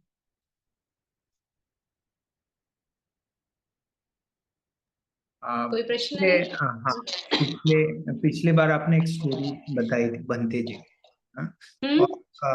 वो भगवान से मिलने आते और फिर बताते कि और भगवान बोलते साधु साधु। तो अभी इसमें वो मनुष्य जो देवता बनते हैं, उनको तो पावर होती है कि वो मनुष्य भी बन सकते हैं ना, कि अगर वो छोड़ के उन्हें मनुष्य बनना है तो वो आ सकते थे ना। बुद्ध का शासन भी था, वो आ सकते, तो वो फिर क्यों नहीं आते, क्यों, या आते या नहीं आते पता नहीं, आप बताइए। हाँ, वो स्टोरी मुझे उतनी ही पता थी उसमें, लेकिन हाँ ये संभावना तो पूरी है कि वो देवा भूमि से नीचे आ सकते हैं। तो वो नहीं आए, लेकिन हाँ वो क्या बोलते हैं, मुझे ऐसा लगता है कि शायद उनको कुछ प्राप्त नहीं हुआ होगा, वो ऐसे अरिया नहीं हुए होंगे, तो भी शायद इसलिए नहीं आ सक रहे होंगे। मैं पूछूंगी बनते को एक बार, इस पे थोड़ा पूछ लूंगी कि कैसा है कि मतलब हर देवा ऐसा अपना लाइफ खत्म करके आ सकता है, या अगर वो अरिया है तो ही आ सकता है, कैसा है, थोड़ा सा क्लैरिटी मुझे भी लगेगा। तो मैं बात बताऊंगी आशीष जी, आपको बताऊंगी नेक्स्ट क्लास में। ठीक ठीक है, थैंक यू। ठीक, तो आज हमने ये बात किया मग्गा सच्चा पे और धातु पे। फिर आज हमारा ये चैप्टर भी कंप्लीट हो गया। तो आशा करती हूँ कि सबको अच्छे से समझा होगा, क्योंकि हम हमेशा आर्य सत्य की बात करते हैं, लेकिन आर्य सत्य है कैसे, क्यों है, और इतना क्या बोलते हैं, थोड़ा थोड़ा समझ में आता है कि लगता है कि आर्य सत्य बोला जा गया है, लेकिन क्यों आर्य सत्य है, इसलिए आर्य सत्य है क्योंकि भगवान बुद्ध जब आए थे तो भगवान बुद्ध के पहले भी दुख बोध था, फिर दुख का समुदय भी था, लेकिन उसका निरोध कैसे करें, और उसको निरोध करने का रास्ता कैसे है, तो वो ही नहीं मालूम था। तो वो भगवान बुद्ध ने हर एक और जैसे जब मैंने लास्ट में बताया कि कैसे वो हर एक ये है, जैसे ये है दुखा सच्चा है, तो वो कैसा है, तो उसका पूरा क्षेत्र जानना, फिर उस पूरे क्षेत्र को समझना, और उस पूरे क्षेत्र को समझ के उसको एक्सपीरियंस लेवल पे समझना। तो भगवान बुद्ध ने ये वाले को ज्यादा इंपॉर्टेंस दिया है कि वो हर एक जो धम्मा है, जो सच्चा है, तो उसको हर एक को तीन तीन का वो जो ये है क्वालिटी है, उस पे जांचते हुए, करते हुए, काम करते हुए आगे जाना। तो इस तरह से ये निरोध है, इस तरह से ये सच्चा है, इस तरह से ये दुख है, इस तरह से ये समुदय है। तो भगवान बुद्ध ने ये सब जब पा लिया था, बोधि उनको प्राप्त हो गई थी जब यहाँ पे बोध गया में, तो उन्होंने उस दिन यही साधा था कि ये इस तरह से है कि ये दुख है, फिर ये दुख का समुदय है, ये दुख का निरोध है, ये इस तरह से निरोध का रास्ता है। तो वो ही समझते हुए उन्होंने किया। फिर 2 महीने बाद वो जाते हैं और इसी पतन जो ये है जो ये डियर पार्क बोलते हैं, सारनाथ के, सारनाथ में है जो, तो वहां पे जाके पहली बार वो पंचवज्ञीय भिक्षुओं को स्टोरी बता, मतलब स्टोरी सॉरी देशना देते, धम्म देशना देते। तो जो फर्स्ट टाइम धम्मा देशना देते तो वही धम्म चक्क पवन सुत्त है ना, उसमें बताते हैं।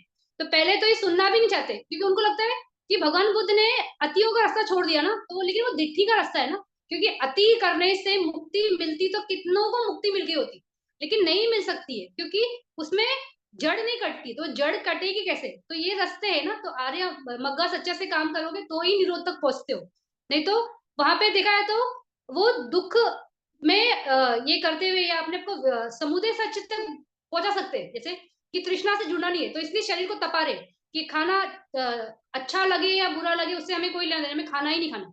तो कपड़े पहने कंफर्ट के लिए तो हम ना पहने, हम शरीर को तड़पाए। तो इस तरह से ये ये वाले नॉलेज फिर भी कहीं ना कहीं थी, लेकिन कैसे होता है, कैसे करना है, तो भगवान बुद्ध ने वही बताया। फिर सबसे पहले कोंदाना जो रहते वो जान जाते, वो उनको श्रोतापन बन जाते भगवान बुद्ध का ये देशा सुनते ही। फिर वो बोलते ना कि मैं उदय व्यय को हर चीज को देख पा रहा हूँ, मतलब एक्सपीरियंस लेवल पे वो आता है उनके।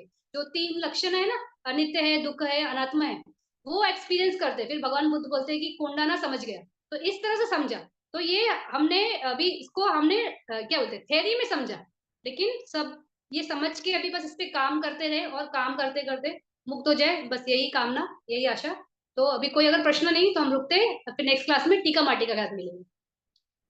तो अभी बस मेरे ख्याल से कोई प्रश्न नहीं, ठीक है, थैंक यू, शुभ रात्रि, थैंक यू फॉर ज्वाइनिंग।